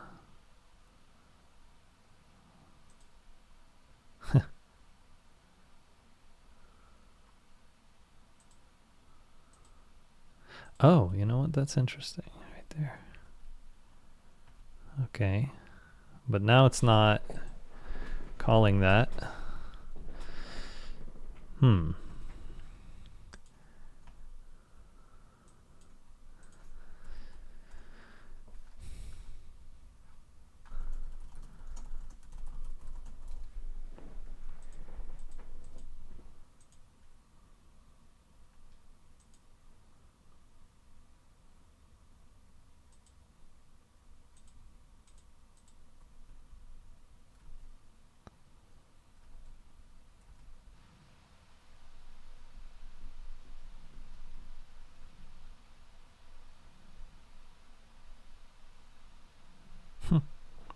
It really has an issue understanding the types for Meltdown and Crepe for some reason.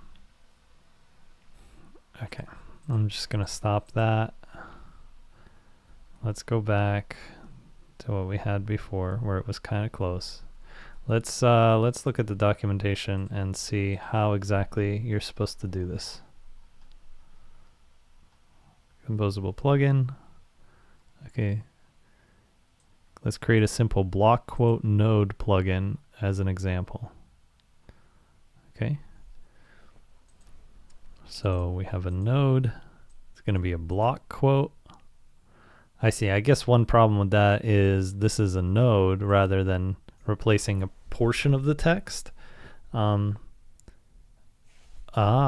okay, we have this mark schema spec. So we should take a look at that because it'll probably be a dollar mark, I'm guessing. Let's see. Parse DOM. There's all these. Okay, to mark, parse markdown. And then how do we... Okay, we create an input rule. And then we can also create a command plugin to create a block quote node. Yeah, okay. And there's a shortcut if we need to use it. Okay, we really want it to just follow this very closely, honestly. And it will follow this mark spec. Okay, let's go ahead and start this over. I'm going to delete all that. We're going to go to the diff editor thing, diff highlighter, and oh, let's take a look at this. Okay, so the deletion mark, it actually does follow this syntax. Okay, and we got a match and we got a runner. The match, it's trying to look for the deletion pattern, testing the node value.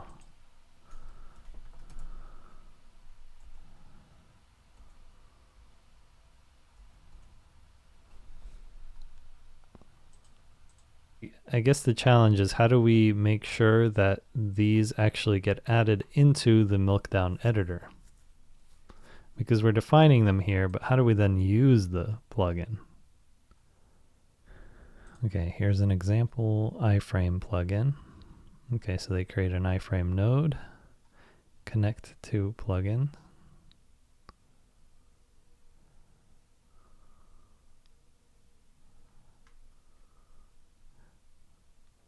Okay, here we go. Editor.make use, and then we're importing this iframe node, iframe rule, and remark directive. I'm going to take all of this code and share it with Cursor, and we'll see if it can fix this plugin. I'm going to open up a new terminal.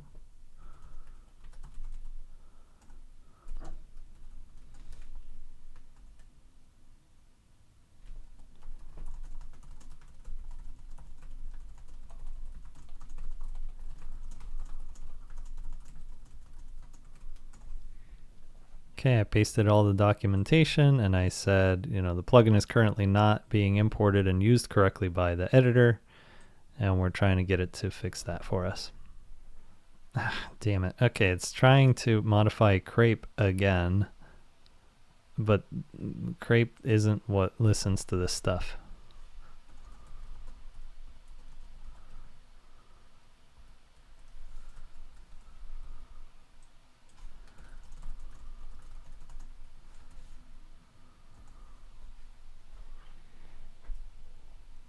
Okay. Wow, well, if it's this simple line, I feel kind of silly. Let's try it out. No, it's still not working, seemingly.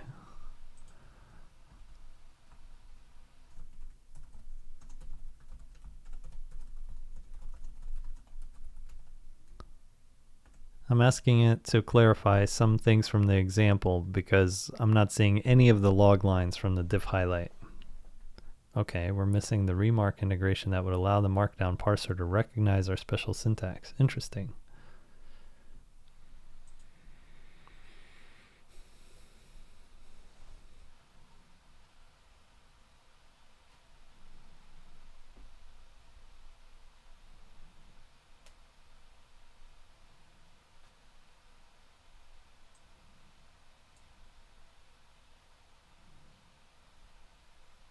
Okay, it's trying to find usage of remark.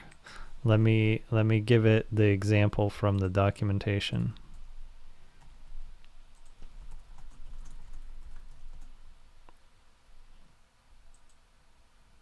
Actually, I'll go to the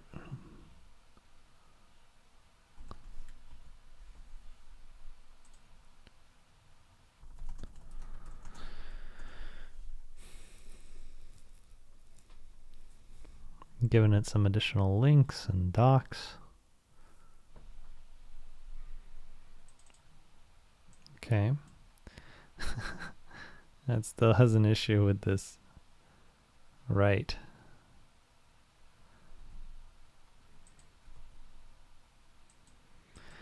Bro.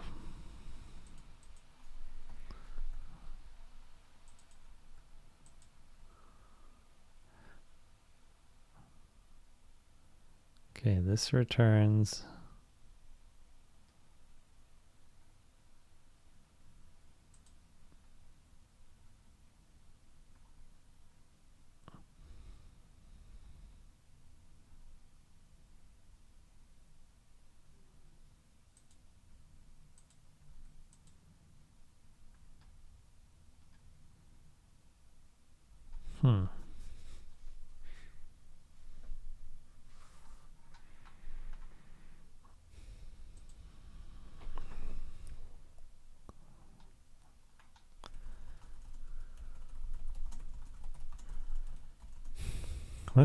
Let's take a look at the crepe code and see how it's using the plugins right now.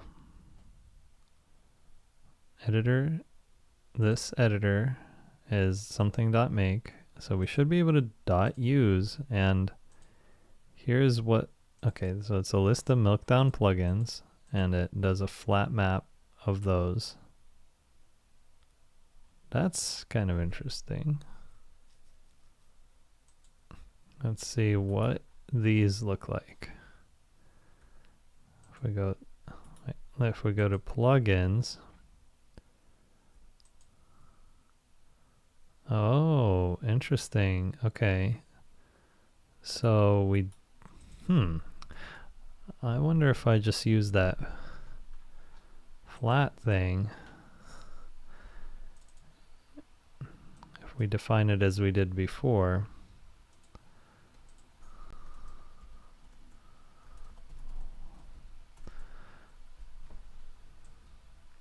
I think it might want both of those in there.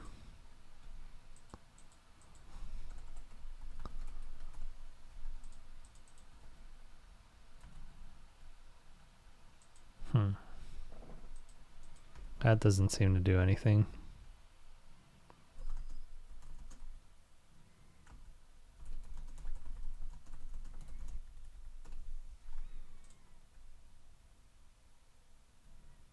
Remark's not even mentioned in here.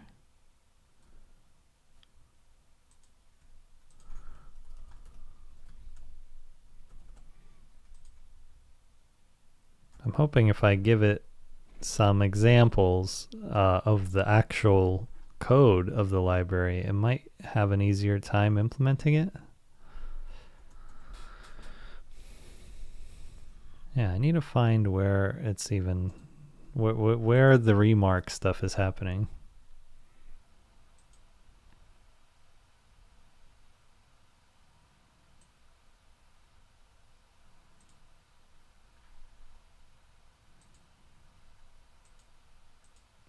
Ooh, we should use before we create.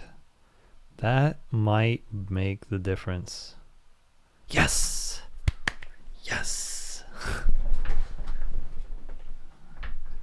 Excellent, excellent. I'm super happy to see this.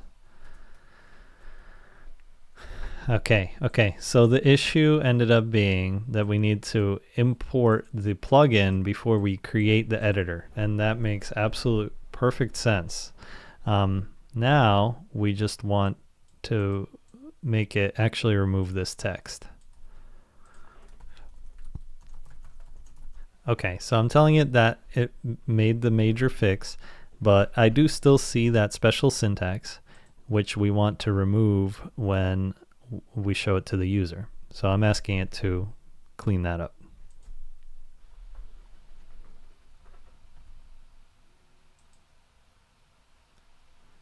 Well, that's a little bit closer in that it is, oh, there it goes. It made another edit. Amazing. Okay, now we can clearly see when we have these additions and deletions. Fantastic. Let's copy paste this code. Amazing. Okay, this is looking fantastic. That's exactly what I wanted.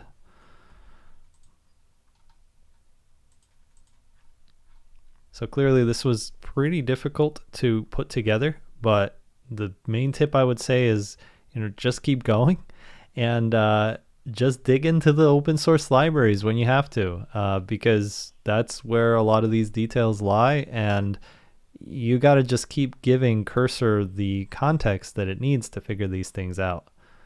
Okay, so now that we have the syntax highlighting working, and it's not perfect. Like if I click enter at the end of a line, it kind of breaks out and does this goofy stuff. But it'll work for now, and then I'm going to edit it later.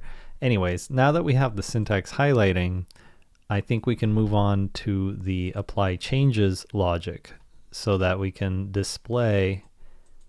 Uh-oh, looks like it actually broke this. The text, the code block isn't appearing properly anymore. That's kind of annoying. Also, my additional text got deleted here somehow. When I change between notes, that's not working. What's going on here? Yeah, the note saving isn't working again for some reason. When I switch between notes, it's not loading them. And it's not saving my notes anymore, so it looks like I broke something pretty major there. Oh, we set this default value. I do not want that.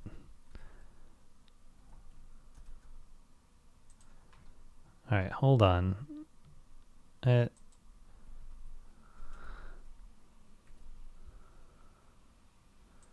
Basically, we just needed this part.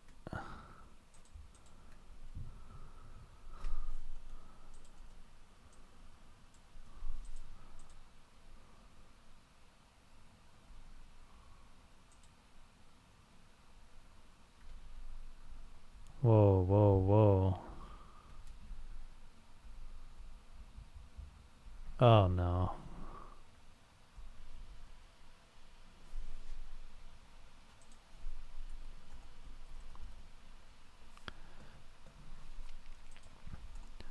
Here, I think this is what we actually want. What?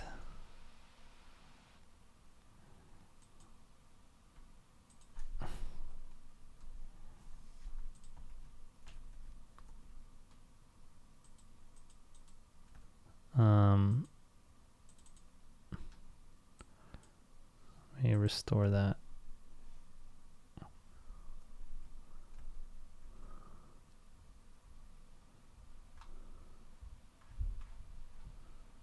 Wait, let me go back to this one. Crepe editor.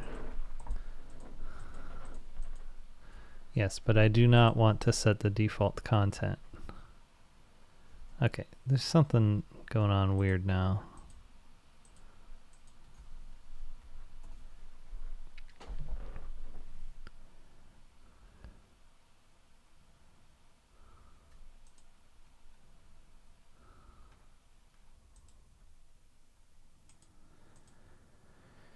Have Supabase URL there. What? Why is that failing now? Okay, so I tried to restart my server and now I'm getting this error. I'm not sure what's going on there. Let's go ahead and see if I can fix it for us.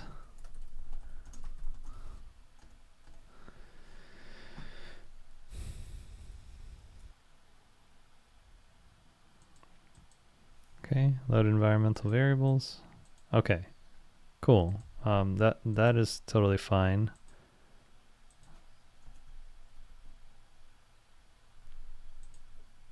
Now, okay, so the loading is still failing, and it's giving me this error. Diff highlight. Did you forget to inject it?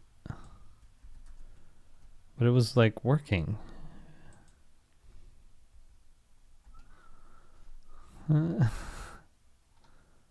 What? I'm not sure what I changed,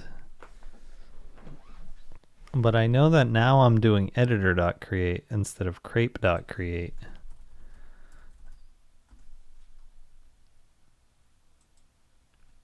But this is just a wrapper around that, so it should be the same exact thing. I'm just not setting this initial default value, which I don't want to set because I'm setting it in here. Let me go back to my previous conversation. No.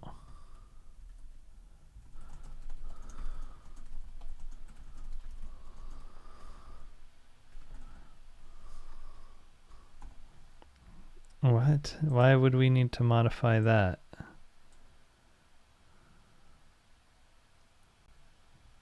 Why do we have a function going into a function? I don't think that's right. I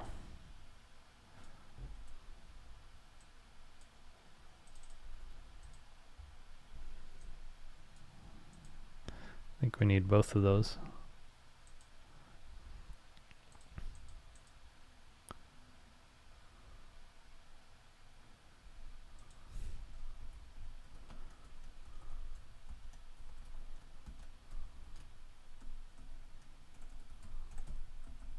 Okay. Okay, so this is actually working. Okay. Did I fix it? Yeah. Okay, cool. All right. Okay, so I think I fixed it. I'm not sure what happened here. Maybe I think when I opened a new composer, it rejected my changes or something like that. But I was just able to manually fix this. We'll go ahead and accept the files. Go ahead and accept that. I'll format it like this just for readability. I'll accept. Accept. Okay. Okay, so just to keep my example here. All right. So when I open a new composer, it had some issues. I'm going to open a new one now that I've got back to this, and we will have the AI actually use this syntax in responding to us. So let's go back to my apply changes code. Okay. And I don't like how it's not rendering this anymore properly. I'll fix that a little later. But we're going to ask it to make these changes to our logic. Go into main.ts where we have all of the AI integration stuff. Let's just ask it first to move all of the AI stuff into a new dedicated file so it's going to be easier to work with.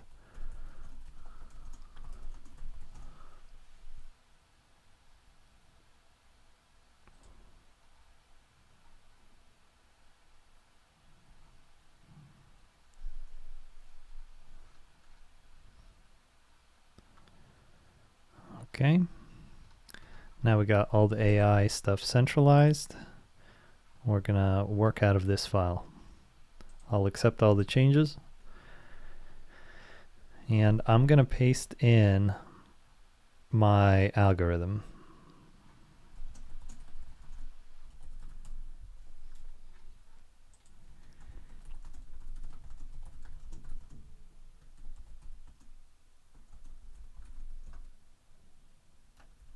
Here's my prompt. I have a new algorithm I want to use for generating the changes to the notes.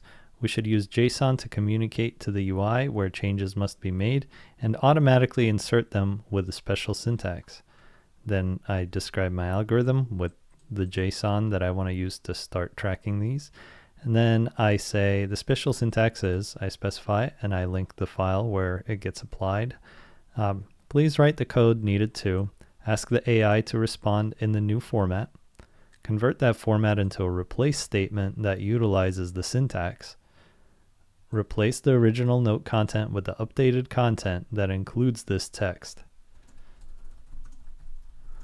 I'm going to edit that a little to say specifically keeping the add remove markers for proper markdown rendering. And then we're going to send that updated note to the UI and replace the note contents with the updated note in editor. I'll also say keep in mind the AI chat is in chat and message, and the API call is in server comm. So it's a very large message with a lot of context, but we'll see how Cursor does, and then we'll just iterate from there. All right, it's adding some handlers for the specific changes and adding that special delimiter text. It's also properly handling the cases where we want to insert it at the very beginning or at the very end of the document.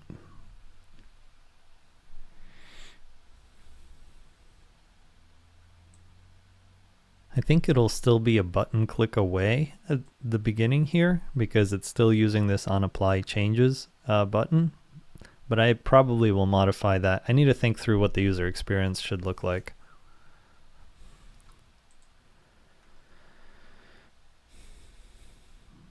Okay, it's made some changes. I'm going to be careful and definitely do this in a brand new note. Not the note. No. Let's just... Okay, here we go. In this note. I'm going to just delete that. I'm going to say, write about dogs.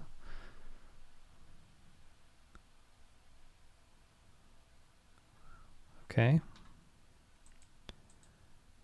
So change number 1. Let's see, when I click apply the change, it doesn't really do anything. Also, we were seeing some really weird text there before. You know what? I changed the note contents and I don't think it saved them. Let's see if I... Okay. Right about dogs. Let's see if this works.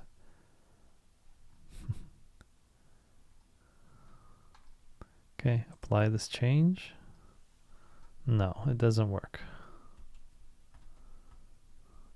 Okay, let's see if I start a new chat and I say add to the dog section. I see this JSON start to form, and we want to fix that because it looks nice at the end, but it doesn't work properly while it's streaming the response. And then if I click apply this change, it doesn't actually change anything.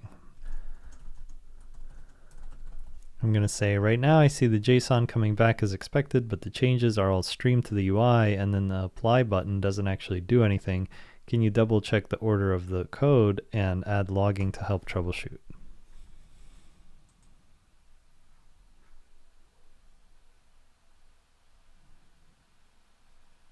Let's see, where is the apply changes? It's getting passed into the message, presumably from the chat. Yep, right here. Okay, and this does just basically calls its apply changes, which I think is in the editor. I think this is ultimately the function that it runs.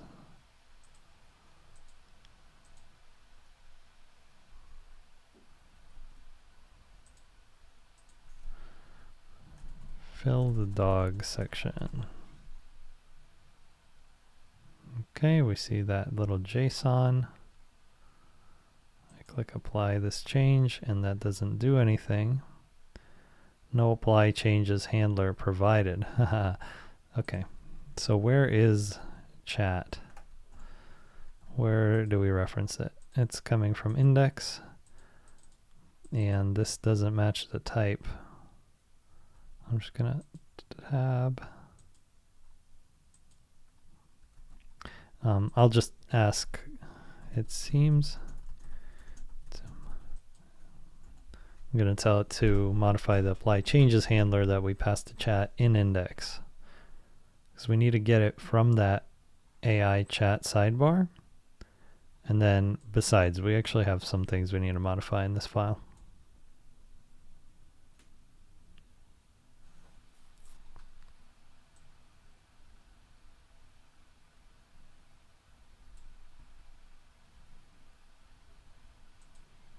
I wonder if I go back to this history, apply change. Ooh, look at that.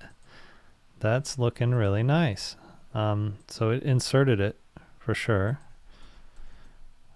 We have some formatting issues with some of the remark that we know about. Now, these are not being rendered properly, but we will go ahead and see if we can fix that. Like if I copy paste that, if I type it out manually,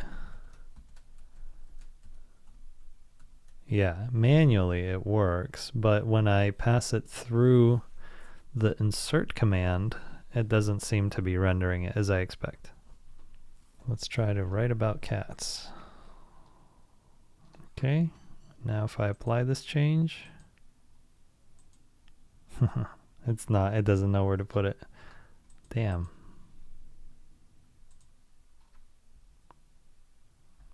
Uncaught editor view. So something is getting destabilized here.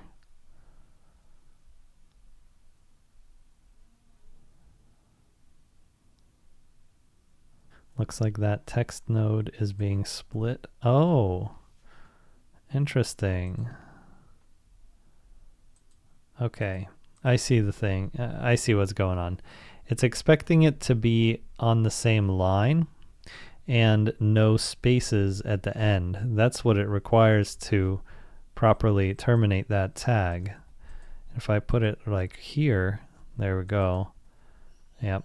But since it goes across this entire component, that's why it's not rendering it as I expect. The apply change doesn't work here.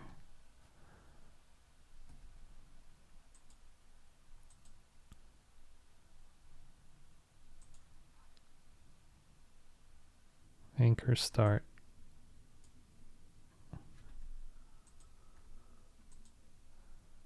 I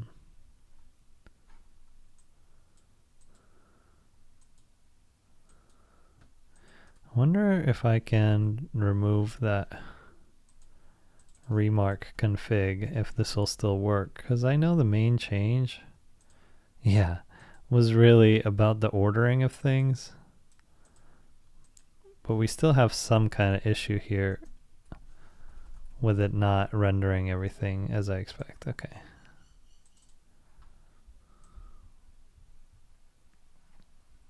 Yeah, we didn't even need this remark thing anymore.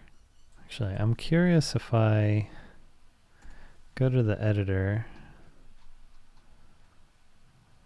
and I comment this line out.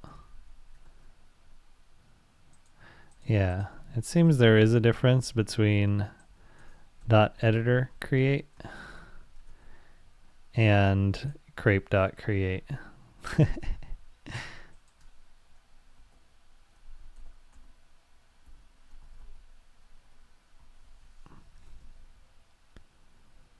Okay, here we go. I reordered this a little bit. Now this plugin actually renders properly. So we get the bullet points. I fixed that just by separating the editor.use versus the crepe.create, because for some reason the crepe.create doesn't do exactly just the editor.create. I think because it does this init promise. It awaits the init promise. Okay, so I fixed the syntax for bullet points and stuff like that, but this is still not working because when we have a space, it breaks it, and we have new lines and other nodes that also breaks it. So I'm gonna have to change this diff highlight to work across many lines. Also, I don't think we need this remark plugin anymore, But I'm going to keep it there just in case it wants to modify that part, which allows us to do it across multiple lines. Right now the syntax highlighting only works within a single node, but we want it to highlight across all nodes that are surrounded by the special syntax. Can you modify the plugin?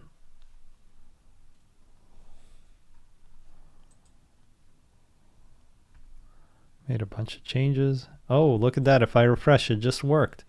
Amazing. I love when stuff like this happens, when, you know, it's just one prompt away, and this looks fantastic.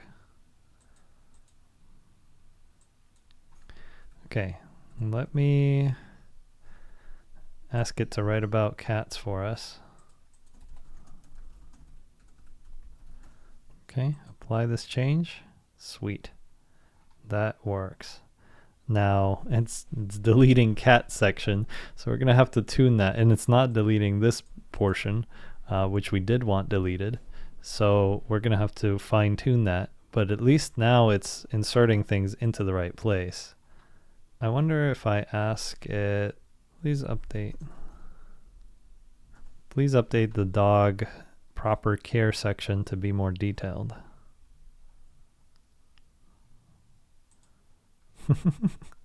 There we go. Now it's applying it to the right location. Although, as you see, I kind of broke things here because now that finishing delimiter is ending here instead of going all the way to down here.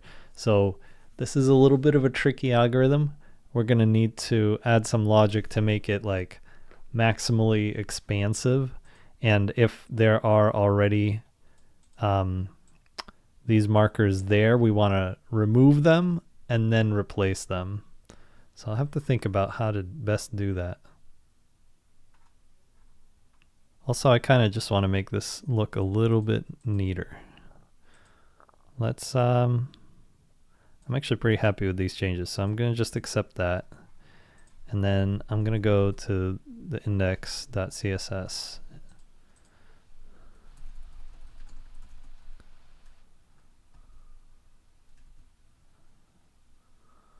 Okay, I changed some of the styling here. I'm going to go ahead and accept that. I'm going to make this a little bit brighter.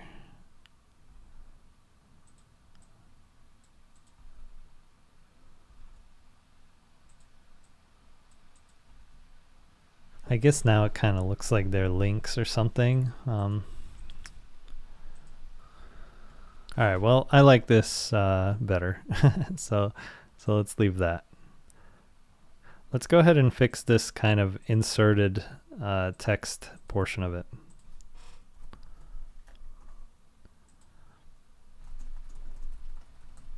So my prompt is, right now the replacement logic for old text and new content is quite rudimentary, and we need it to account for situations where there's overlapping or encapsulated changes with that syntax already as part of the old text. We need to intelligently merge these so we don't include the text arbitrarily in what is visible to the end user. Okay, now it's using a regex match.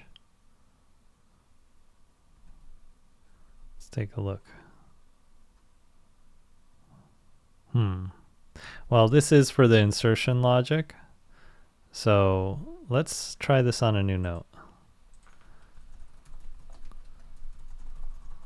Now again, the saving is a little sketchy, so I think I have to navigate to a different note for it to save. I'll troubleshoot that again soon. Let's say write about cats. And we'll still want to fix the formatting here, but apply changes. Okay, very cool. So it's inserting that. I wonder what the text was. Yeah, so it looks like it used the anchor start and then anchor end. So it properly inserted it without marking this as deleted. I suppose that's fine. Okay. Please remove the some other stuff and instead write about how cats like to play. So now we'll see. Okay. Apply change. That doesn't work. Why is that? because it's not saving properly, so it doesn't know that I already have all this text here. And that's a problem. Although it should be able to insert it between. Oh, there's no all these new lines before elephants anymore. That's why. So let me try navigating away and back. I'm going to start a new chat. Elaborate on the cat breeds in the second cat paragraph. So I'm hoping that it inserts it here. Yes, it does.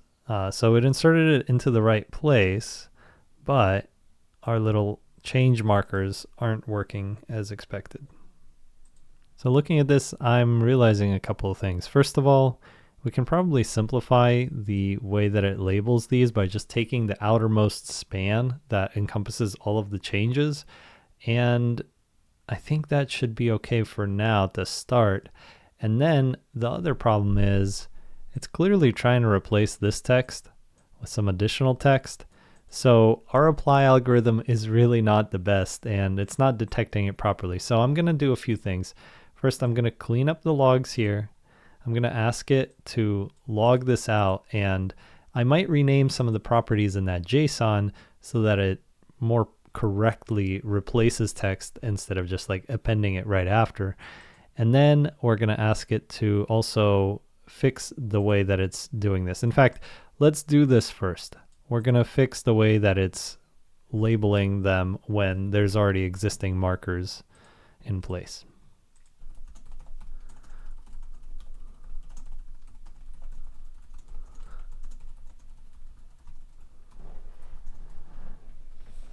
So this is my prompt, and what you see here is I've put a lot of thought into how this should actually work instead of just leaving it up to the AI. So I'm hoping that these changes make sense. We need to just replace the old ones that are captured within existing ones, and I tell it that let's take this approach. Keep track of where existing, let's say open, close tags start and end. When placing a new section that would replace some portion of text, see if it includes an open tag. If so, look for a close tag. If that is also in the replace text, just delete them. If the close tag is outside of our replace space, use that location instead of your own proposed tag. Also separately look for close tags. So essentially I'm looking for these markers that are designating changes in the text. And if there are already changes in the text, I want to include them in the text that is marked as changed. So it's this kind of merge, and it is a little bit confusing, but I'm hoping that with this prompt, it does it a little bit more predictably.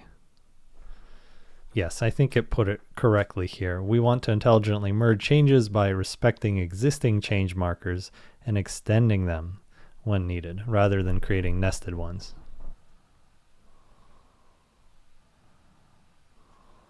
I'm just going to preemptively ask it if it handles some of the edge cases I can think of.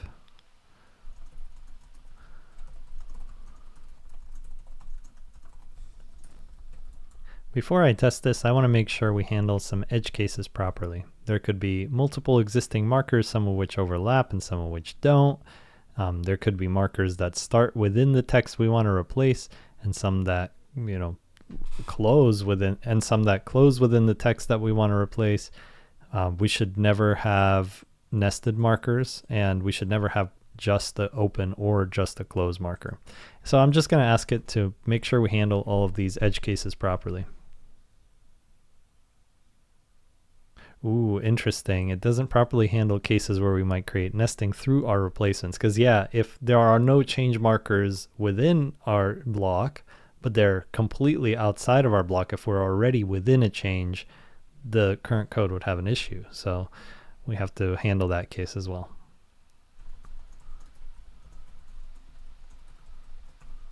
I'm going to ask to make sure it handles that specific case.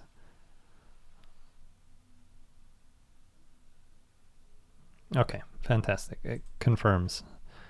So let's try something new.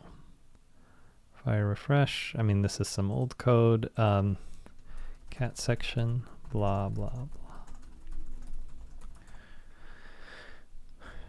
Write about dogs.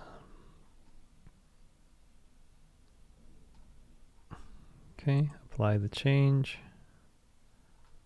Oh, it didn't save the note properly. I gotta fix the saving. I don't know what's up with that. Also, the new line formatting. I expect we need to fix that as well. Anyway, let's write about dogs again. Anchor start dog section. Okay. I made some other changes.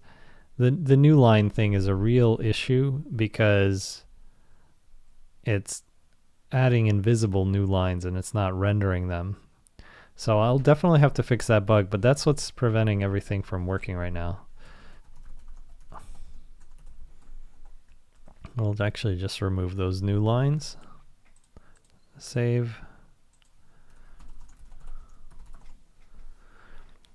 The reason the apply wasn't working is because it wasn't finding the text to insert it into.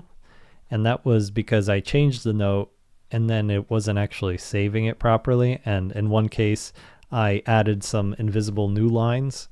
And that's, again, a rendering problem. So lots of little things, but I'm just trying to keep them in my head. Okay, the apply didn't work. Looks like we got this error. We need to escape those characters. That's right.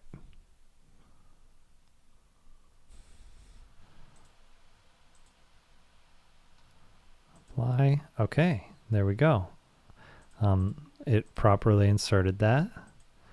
Now it didn't delete that text, but that's probably just because the AI wasn't responding with that list. Expand the list.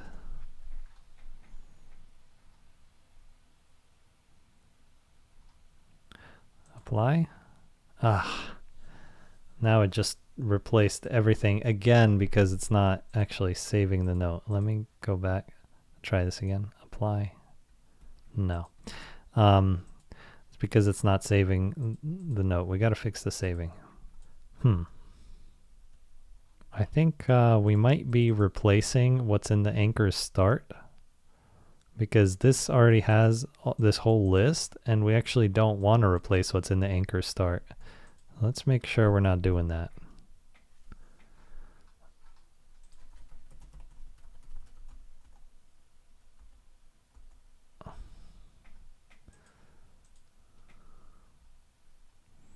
I'm gonna tentatively accept that, and we'll always be able to go back to the checkpoint if we have a problem with it. But I'll just make a new composer and say, right now we seem to be replacing whatever text is in anchor start, but we should be replacing only text after the anchor start. Can you fix that?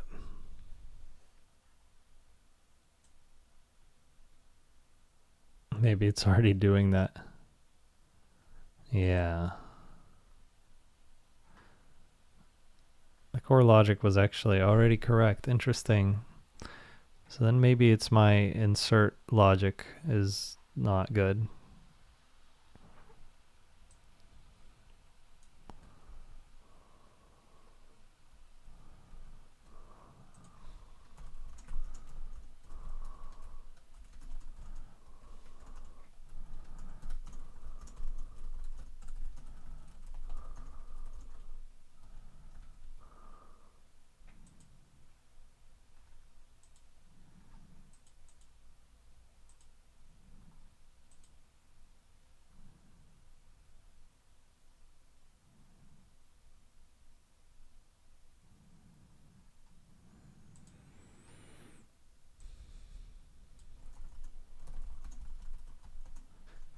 Okay, so I'm giving it the object that I'm having an issue with, which has all those JSON properties. I'm giving it the contents of my note, and I'm telling it where it's looking like it's failing right now. And I also mentioned all of the changes, we made with all this stuff.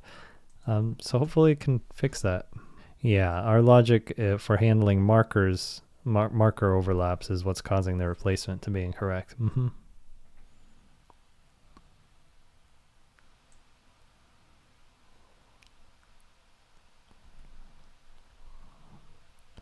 Okay, if I refresh, we'll reopen that. Apply. Yes, perfect. perfect. Oh well, not quite perfect. Okay, it has the elephant sections highlighted now for whatever reason. We'll double check that. But hey, at least it's not deleting all the code that we had previously. And okay, looks like there should be a new line there. But that's still looking a lot better.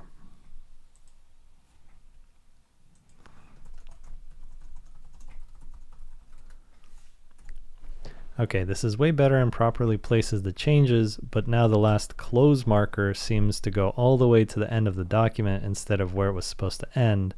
Can you make sure it retains either the existing one or marks the end of the change just outside of the anchor end text?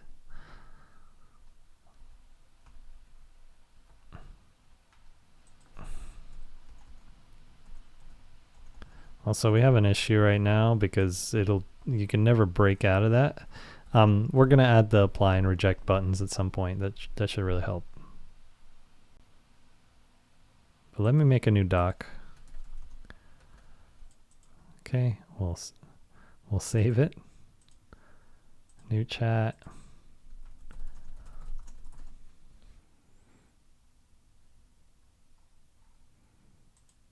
Okay, that's good.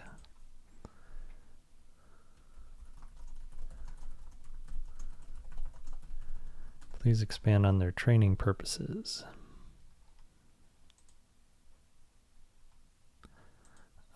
Again, issue with the saving.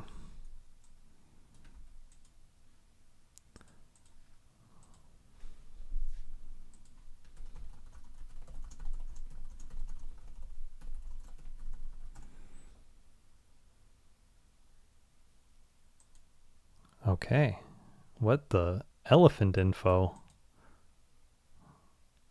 It did not place that correctly. I can undo.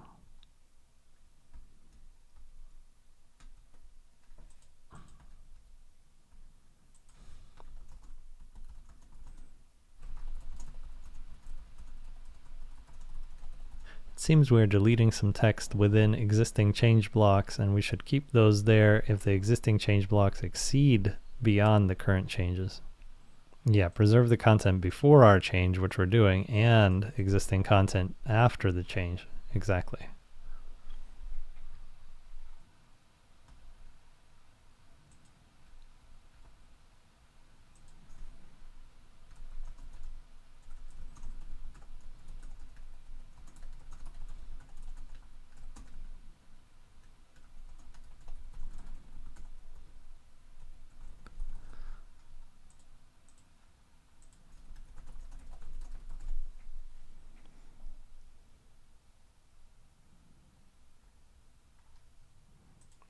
Okay, looks good. Save. New.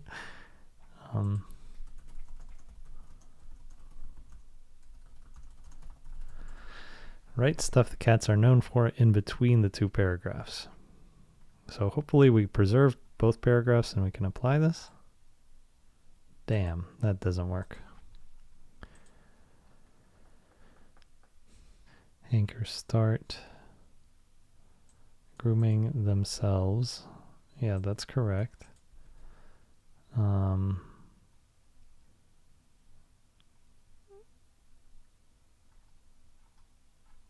it go? And then it should end at cats communicate through. Yeah, that should work. Why isn't that working?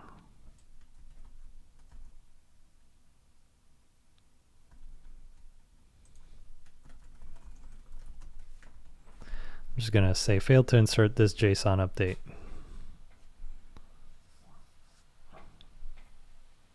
Oh, I should have included the whole note. I hope that it still figures out what's wrong, but we'll see.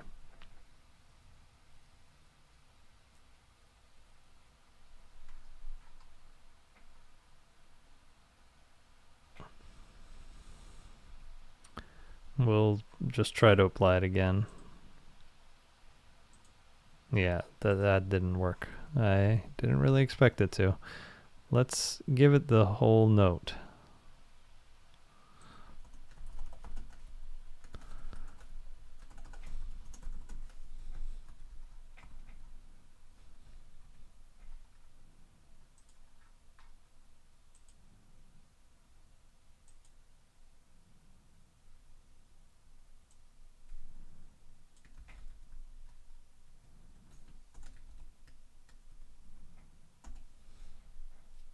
I don't think that's true because it's just plain text.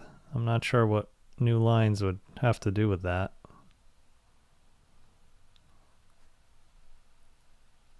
Although it does look like it's using some new line stuff. Okay, now it actually removed that, which is good.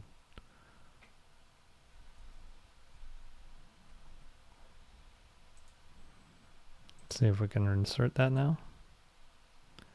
No, that still has an issue.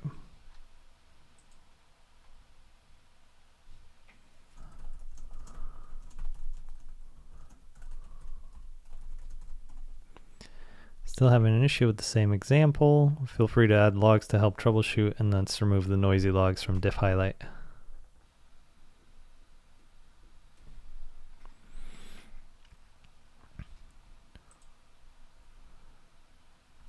Okay.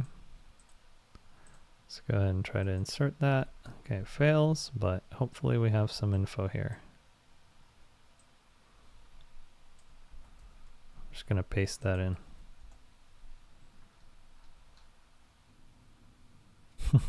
Yes, the nested markers are such a pain.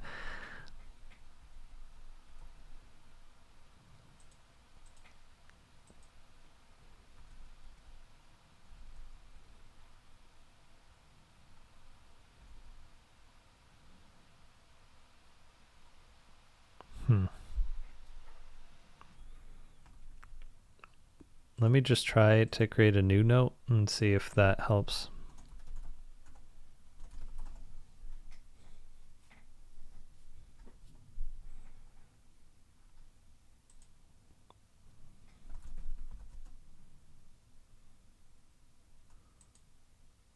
Oh, okay, it applied it to dogs, but it also highlighted that.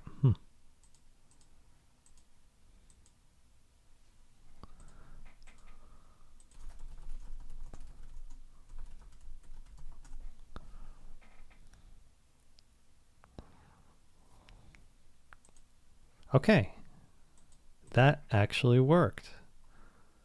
Great. It was able to add this change in the middle.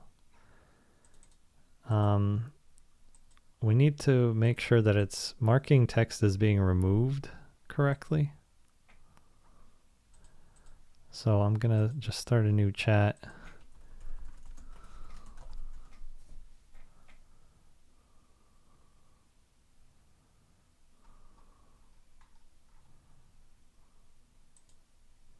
Okay. That looks like it is doing it mostly correctly, although this one has both changes like applied to it right now. But we'll figure that out. And then we want to add the apply and reject button. But these changes seem to be correct. I'm just going to keep them for now and keep the logs in place. And I'm going to keep experimenting with it and just kind of double checking that changes are being applied as I expect. Let's go ahead and add an approve or reject button. This is going to be in the div highlight.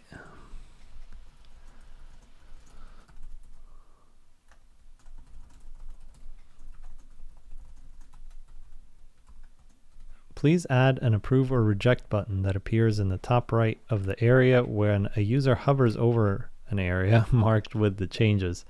I tagged the styles. This is all part of the editor. For context, when a user presses the approve or reject button, we should remove the markers and text should show up as normal. Approve results in the text within the plus markers. Reject results in the text in the minus markers.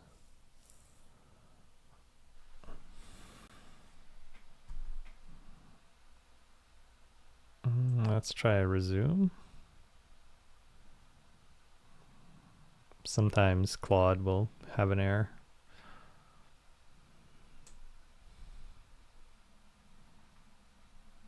I'm surprised it didn't do anything with the div highlight, but I guess we'll just have to see.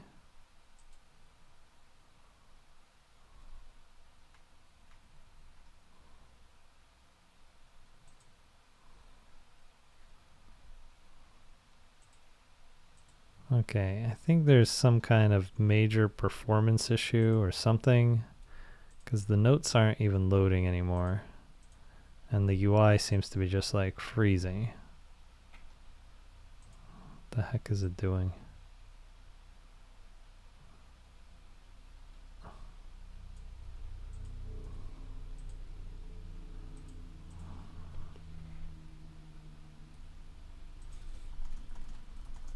The UI seems to be locking up, maybe infinite re-rendering or something. Please double check the approach.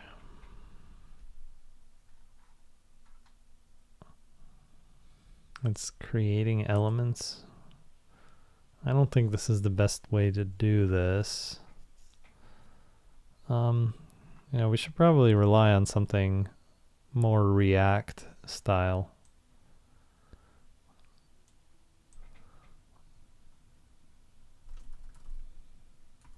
I'm going to say, let's take a more React-centric approach instead of all these create element calls. We can change diff highlight if we need to. Okay, great. It's going to create a new diff actions component for us.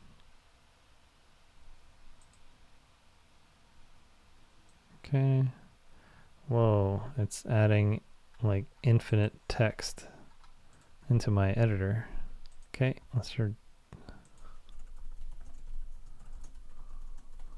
Okay, now it's inserting infinite text into my editor. We need the buttons to exist outside of the Meltdown Crepe editor and simply control insertions and text changes. I'm taking really broad swings here. I could narrow it down a little bit, but honestly, I'm just getting a little bit tired and I should probably take a break. But hopefully these bigger kind of changes end up working out. I mean, we've seen it happen a couple of times already in this video, so we'll see.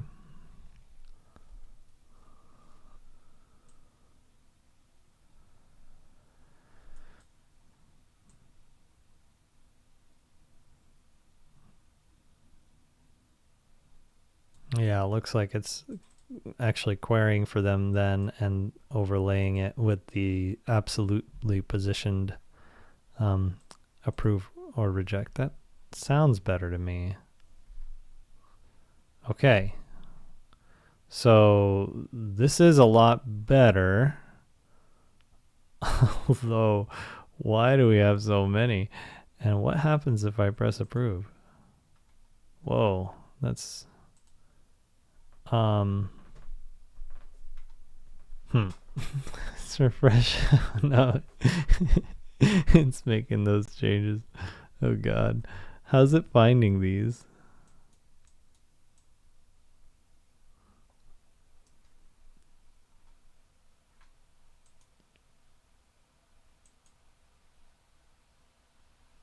I think it's adding it for each line or something like that. Okay, so the buttons look better, but there are tons of approve reject buttons. We only need one per change, which is encapsulated by the special markers. And I think it's because the diff highlight basically adds that class to every tag, regardless of whether they belong to the same diff or not. So we just need only one per actual change.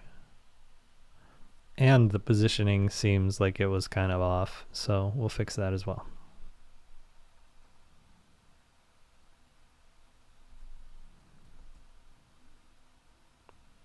Okay, now there's just one approve or reject button. I'm afraid what happens when I click it and it doesn't disappear when I go off the page. Okay, that is all gonna have to get fixed.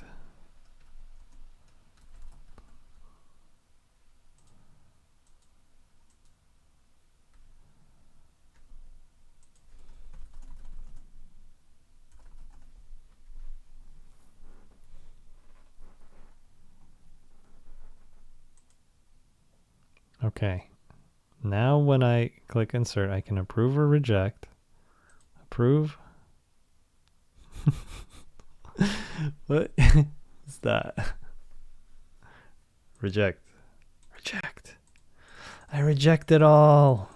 I don't know what it is doing.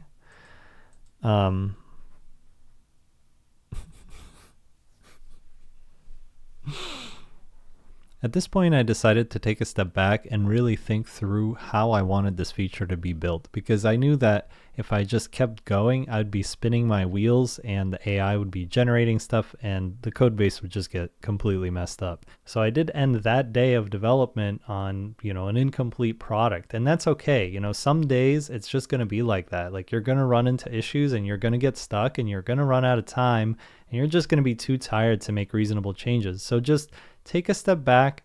It's perfectly normal. It's perfectly fine.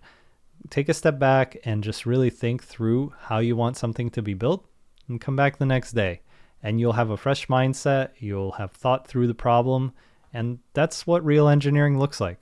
And that's perfectly okay. You shouldn't expect to build the entire product in one go. So I actually spent a few hours really thinking this through and thinking through all of these different edge cases and how I wanted the apply logic to work.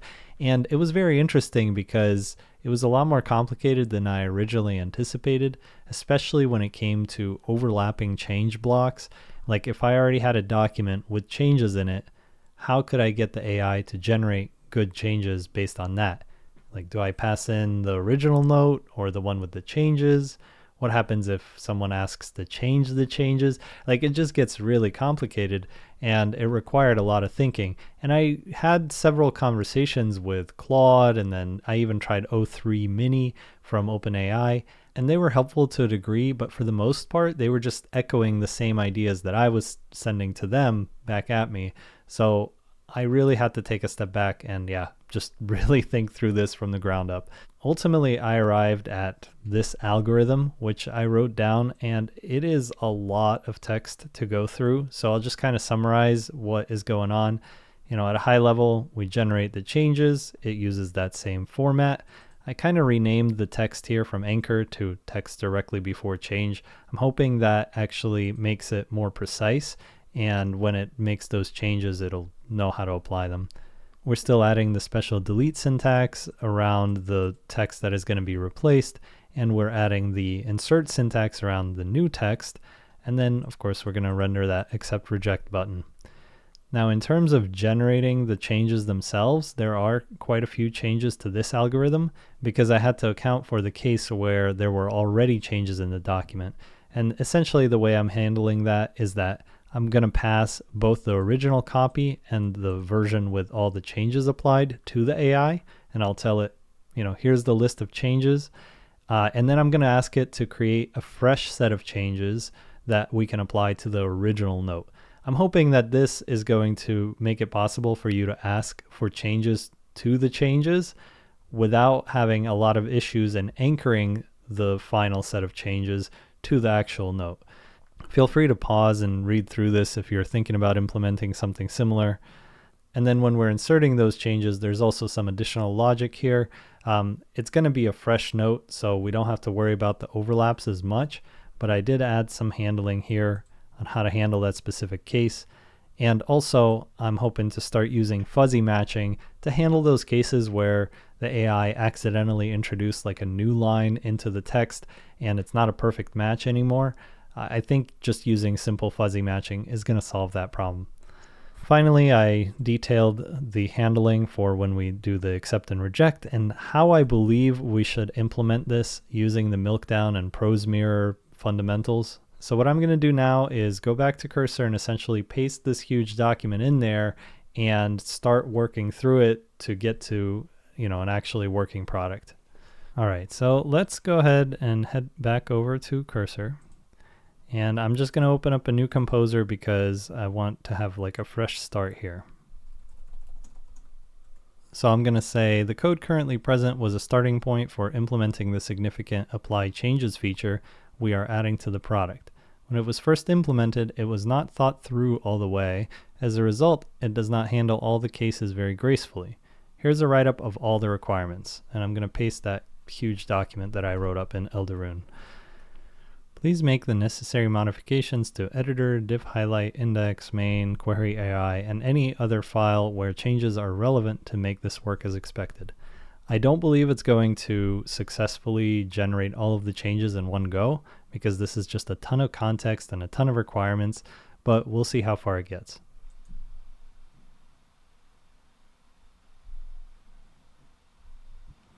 That looks good. This is meeting our requirements here.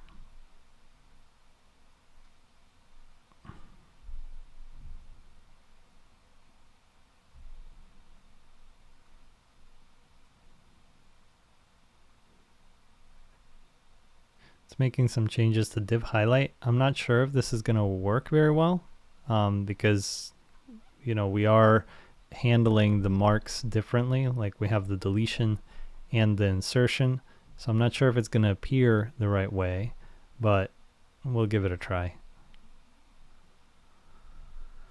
Also looks like we have the create buttons, accept buttons. This is a little messy and sketchy because we're just inserting HTML elements again, but it could be a starting point. Okay, there's a bunch of errors. Okay, create a new types file. That's kind of cool.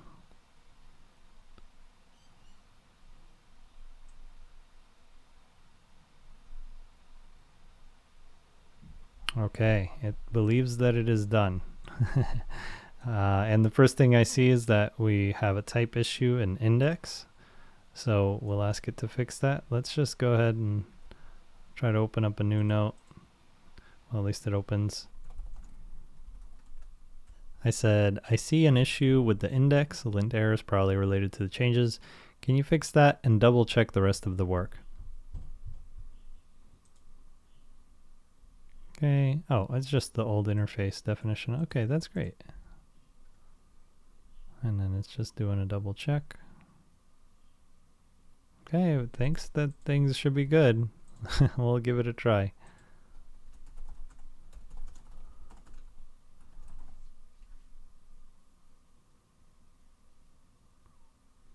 Okay, let's go ahead and apply the change. It does not look like it actually applied it. All right, let's take a look at the console.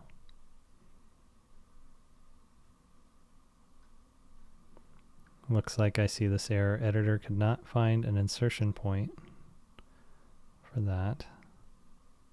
Text directly before is test.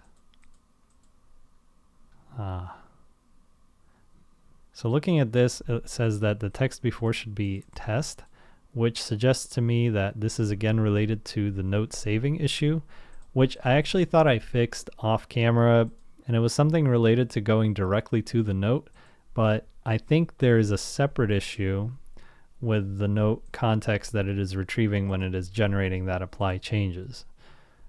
So let's make sure that every chat has the latest version of the note when it tries to create the changes. Right now, when we get the note content to pass to the AI, it seems to have an outdated version of the note.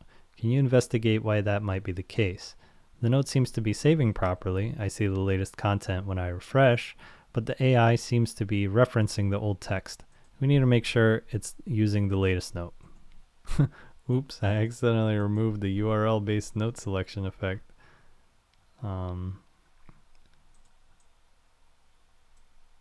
All of the changes seem to focus around index. But I actually believe this is a backend change.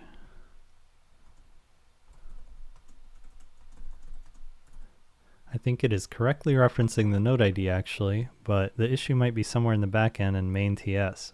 We should retrieve the latest version of the note from the database when we make the request to the AI. Can you confirm that this is happening? I see the issue. We're using the notes array directly from the request body without fetching the latest version from the database. Yep, that's right. Okay, I found an additional file it needs to change, which is great.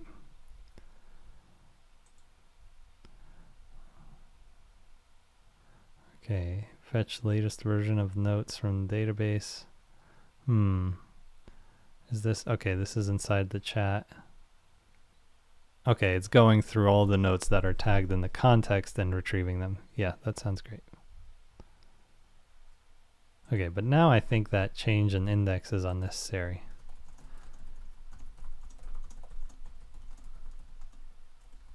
You know what? I'm just going to remove this. I'm just going to reject it right there. Okay.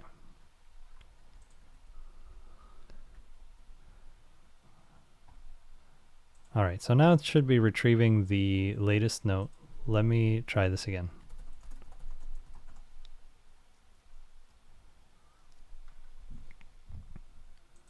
Apply. Okay, so it's generally in the right location, but we have nothing being deleted, I suppose. And then this piece being inserted, but it's not being rendered properly anymore. Let's just check to see what this looks like. What is the changes? So immediately after dogs and going through text directly after change. So it is leaving more stuff in there for some reason. I think we should update our prompt to be more aggressive about replacing things. Let me see if I type something there. Okay, yeah, it's not rendering it properly anymore. But the change was applied in the right location.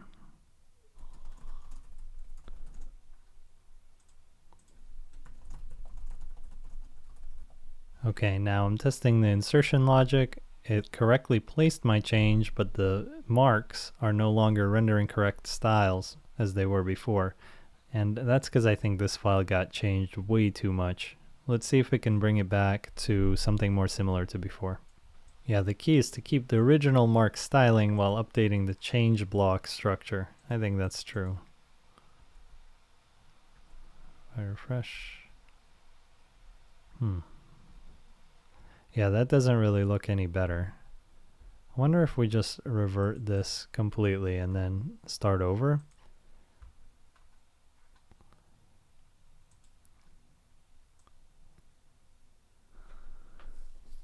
Let me just read through this real quick.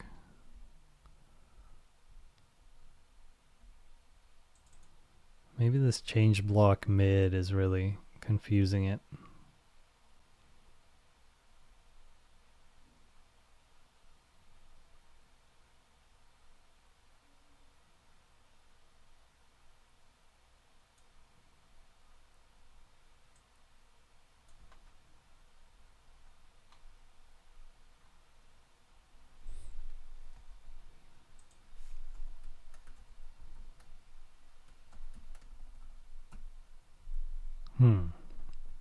Interesting.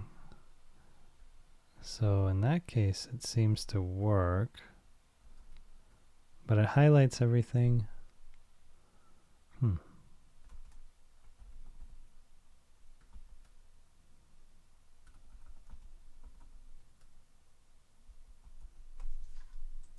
Uh-oh. I just typed an extra character and now it's like crashing. It's completely stuck.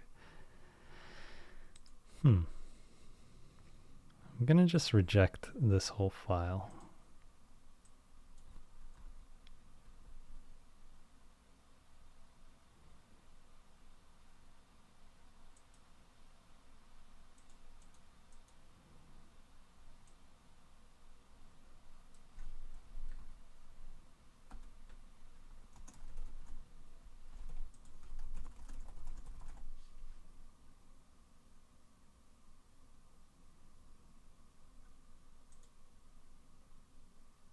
Okay, so that looks good as long as more stuff is something that it kept in the changes.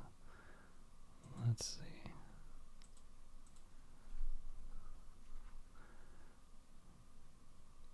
Yeah, text directly after changes, more stuff. That's perfect. Okay, so this is at least working, and then, right?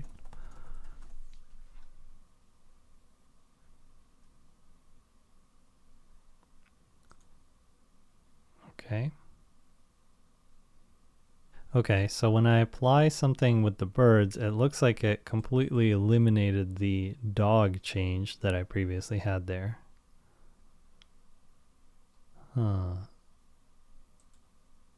Oh, you know what? Okay, what if I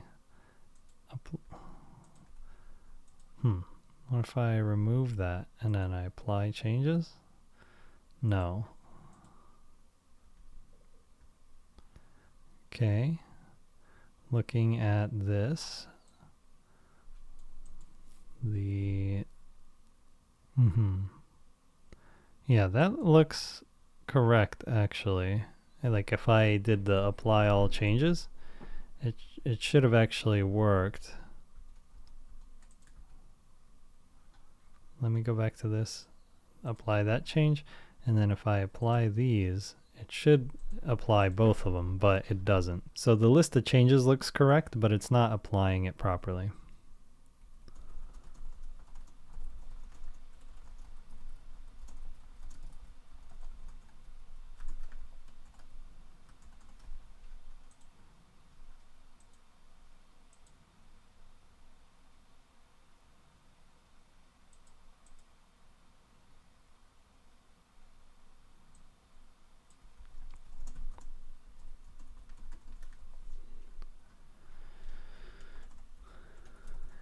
I'm going to tell it that I reverted the div highlight for now, as it was working more properly before.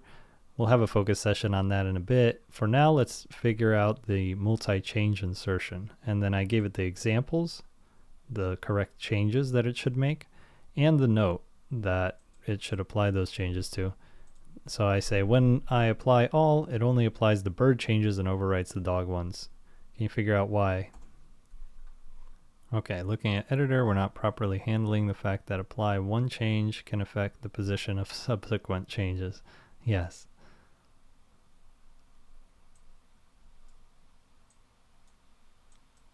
All right, and yeah, we still need to implement the fuzzy matching. That's fine.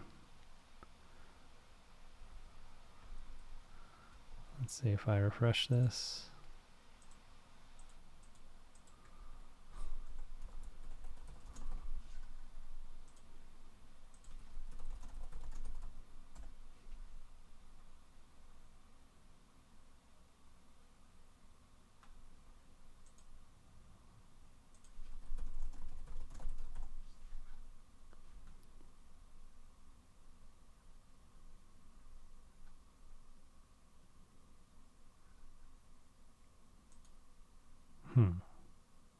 Okay, so it correctly inserted the bird one again, but not the dog one.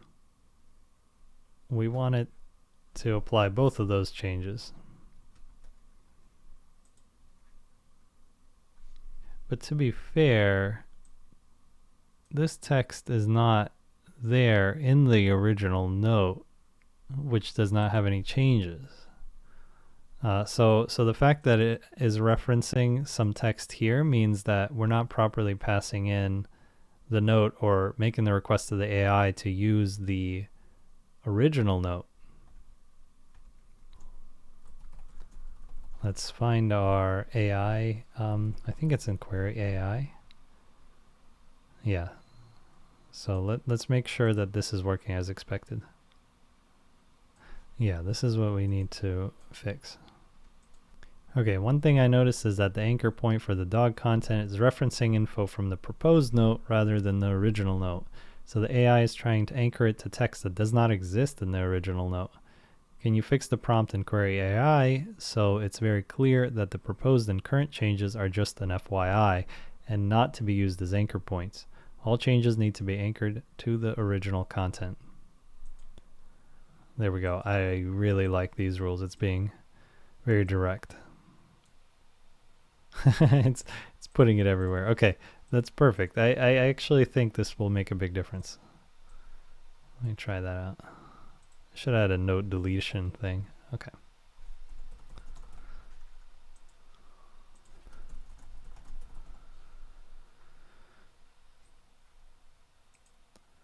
All right. What are the changes there? So it should start. So directly before it should say more, and then the content we should put in is this, and then afterwards it should say stuff. I'm not sure why. Why is this more highlighted? That's kind of weird. But anyway, let's write about birds. Apply. Ooh, yay. Okay, there we go. I think this might actually be working now. I'm kind of curious if I just apply that change. It just shows the dog. That's just the birds. That's both of them. Okay, very cool. I'm actually going to automate that so that instead of showing these over here, it's going to automatically apply. I think I'm going to have two different modes, which is auto apply versus, you know, insert, where you can actually just do what I was doing earlier in the video and you can insert the text wherever your cursor is. Okay, I think I'm going to do a code review here, and then I'm going to start a new composer and kind of restate the requirements and have it double check things, and then we'll focus in on getting that apply button showing up properly.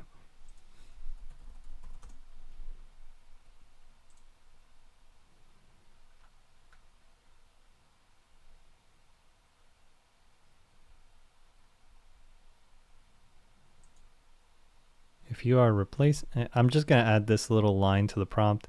If you're replacing content, set the text directly before change and text directly after change to the text right before and after the content you are replacing. In other words, the replaced content should not be present in the JSON. It is implied by the text directly before change and directly after change. Okay, so we got this change interface. You got change blocks start, mid, and end. We still need to implement the fuzzy match. Okay. This is kind of interesting that it's not using it anywhere. Okay, this is for the extract current changes. Yeah, that's true. I guess we're not really using it here. Get original content, get proposed content. Yeah, it's looking in between the various blocks. I guess we're not able to use that yet because we don't have that apply or reject button yet. But if that's the case, where is this being used? I don't think it's being used.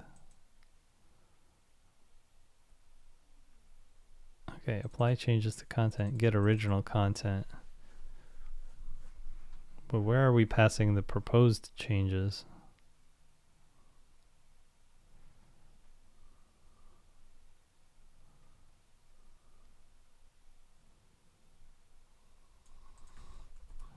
Okay, so we talk about original content and proposed content, but are we actually passing it in?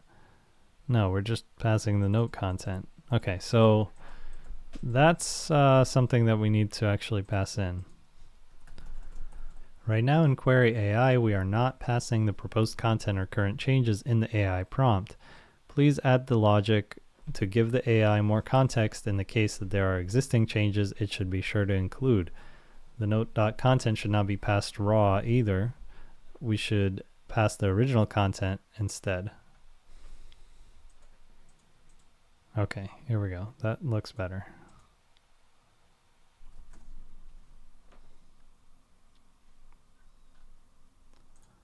Okay. Hey, look at that. That looks very nice. That's basically exactly what we want it to look like finally. Okay, so this second message has a passage about dogs and about cats. If I click apply on both, looks like it deleted the delete markers there, which is wrong. And the dog apply doesn't seem to work. The cat apply seems to break that. Okay. I have a feeling that it's about the order in which we're applying these changes, because I think it inserts the cat one and that breaks the anchor text for the dog one. I believe there is an issue right now when a change is applied and breaks the anchor text for another change. How can we avoid this problem?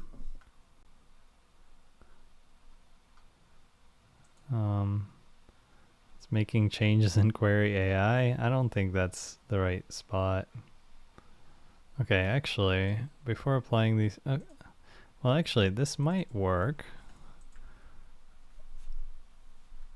So it's looking for the right location, and then it's offsetting the indexes. That could actually work. I'm just going to ask it to add the fuzzy matching because I think that's going to work quite well with the changes that it's proposing, because things might not be exact.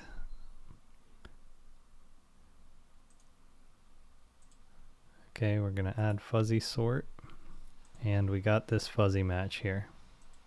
Let's give it a try.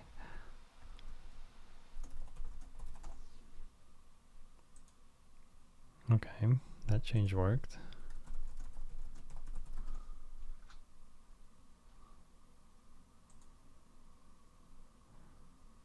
So only the second change worked for the rhino. So I can either get the rhino change or the dog change. Interesting.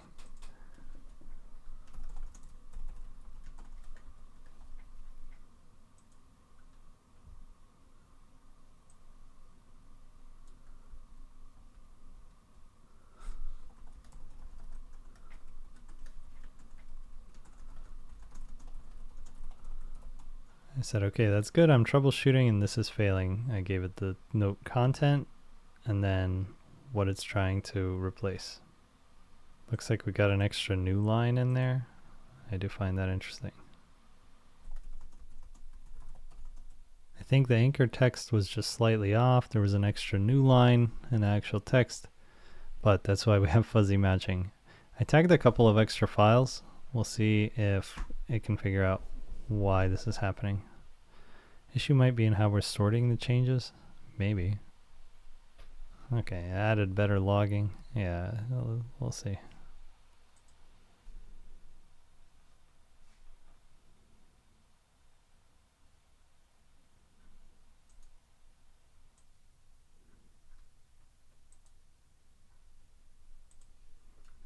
It's not logging anything useful.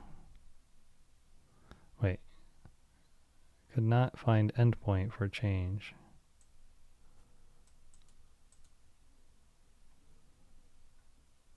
Okay, hold on. Let me copy all of this.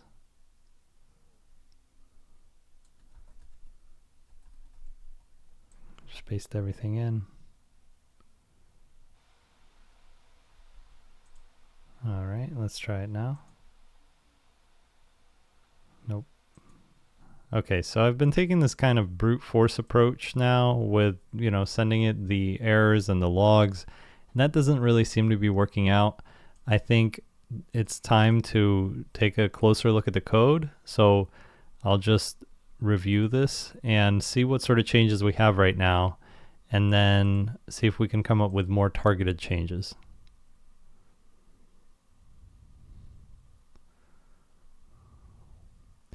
Got a lot of stuff in editor here that has to do with merging changes and some of this overlapping index.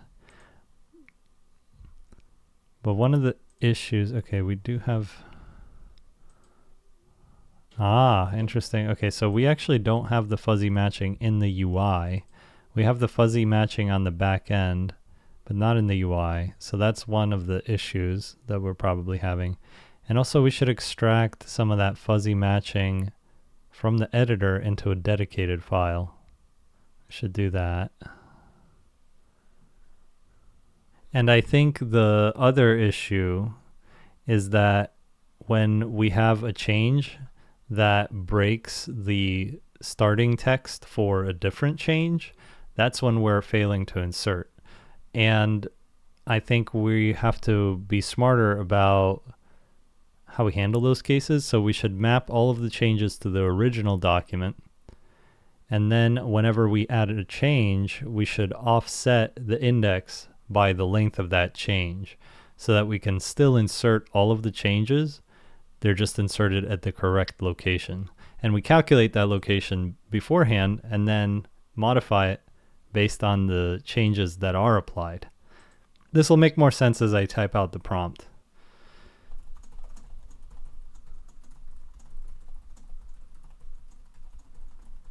So here's my prompt, and it might be a little too big for one request, but I'm going to try it anyway. We have two improvements that we need to make. Number one, actually, I guess it's three improvements.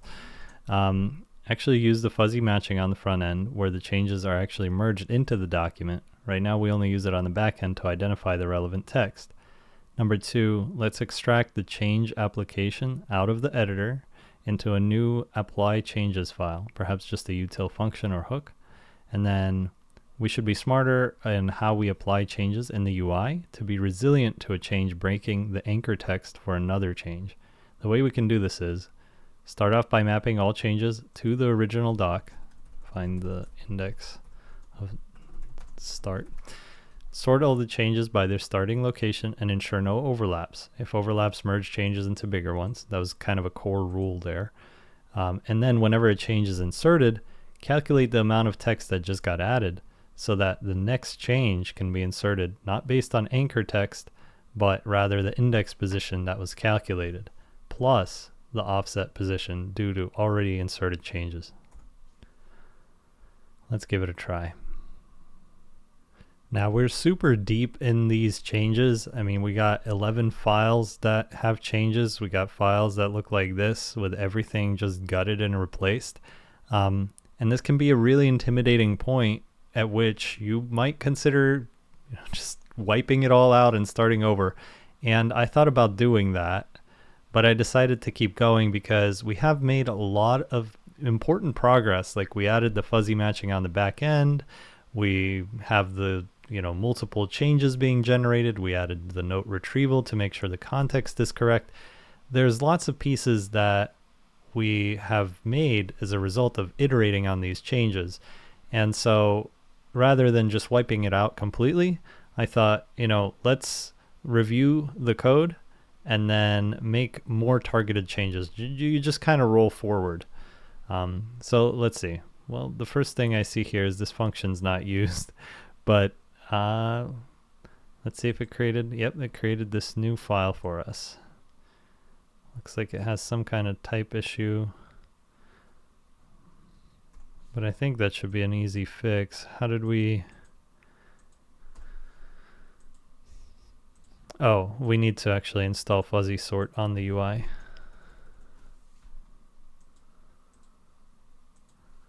I don't know where I am, but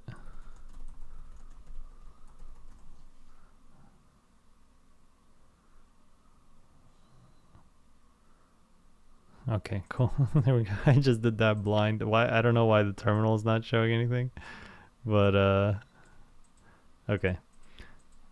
Okay, fuzzy sort's working.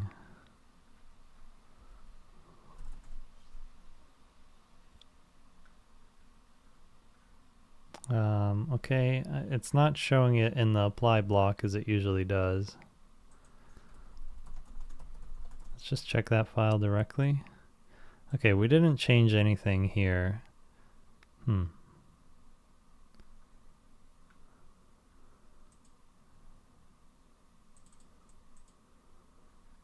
Oh, interesting. Failed to parse AI response. Let me go ahead and just paste this error. The AI is generating responses with line breaks in the content string, which is causing JSON parsing to fail. Yeah, but that should be okay. No. We do want line breaks. Oh, but it should be /ns rather. Okay. Okay, so we do want to allow the AI to generate those, but they should be written as like /n, for example, and handled in the backend in query AI or main.ts before they get to the UI. So we'll remove those changes and make sure they're okay.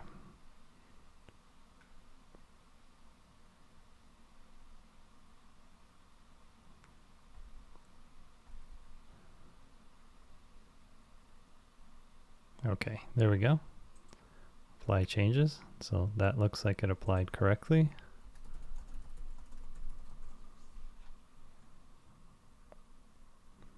All right, so we got 2 changes now. Apply. Yes. Yes.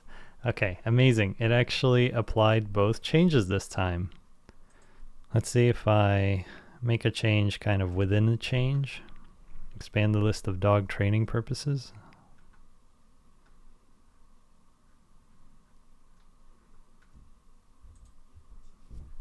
Fantastic. Fantastic. That's exactly what we wanted it to do. It added to that change rather than rewriting everything or making a separate change. It actually modified that change.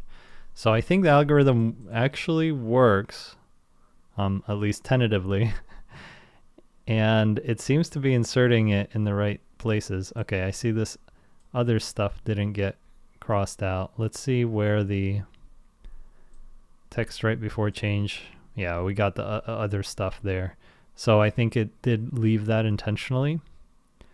So the algorithm is working. We just need to fine tune when it chooses to replace things, because this is like obviously filler text.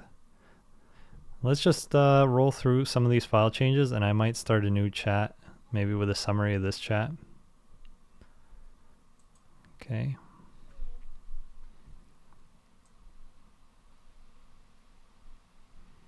A lot of stuff in this query AI file. We should probably refactor that as well, because a lot of this stuff doesn't even have to do with AI.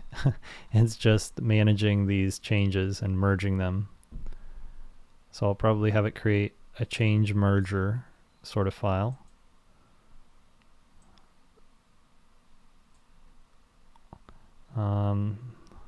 Okay, this doesn't get used anymore. I'm just going to reject that. This is the thing that we had with the previous notes. I'm going to actually start, let's see, I'll accept this file. Let's go to the types. I like having a types file. We'll accept that. Go to the chat. Nice simplification here. Index. Yes, we added these. Yes, we added this get note file. Oh, this is DB actually. Yeah, we added this get note file. That looks good. Another simplification with the types. I don't think we actually are using this. So I'm actually going to just reject that. I'll reject that one as well. Dependencies, we added the fuzzy sort. That's all good. Apply changes. Yes, our new favorite file. Editor. Yeah, so we got a lot of stuff going on here. I think I'll just go ahead and accept it, and we'll keep rolling forward from here, and I'll see if we can refactor some of this. Yep, that's another simple change. And query AI, which is, yeah, got a ton of changes. Okay, so let's go ahead and clean this up a little bit, and then we will continue with adding the apply and reject buttons. All right, so obviously there's still a long way to go before this is a completely production-ready product, but I'm pretty happy with the progress that we made in being able to apply changes across the variety of different situations. It turned out to be a much more challenging feature than I expected, but you'll run into that in real-world engineering problems where something just, it's going to take you thousands of lines to code and you thought it was just like a simple function, and that's perfectly okay.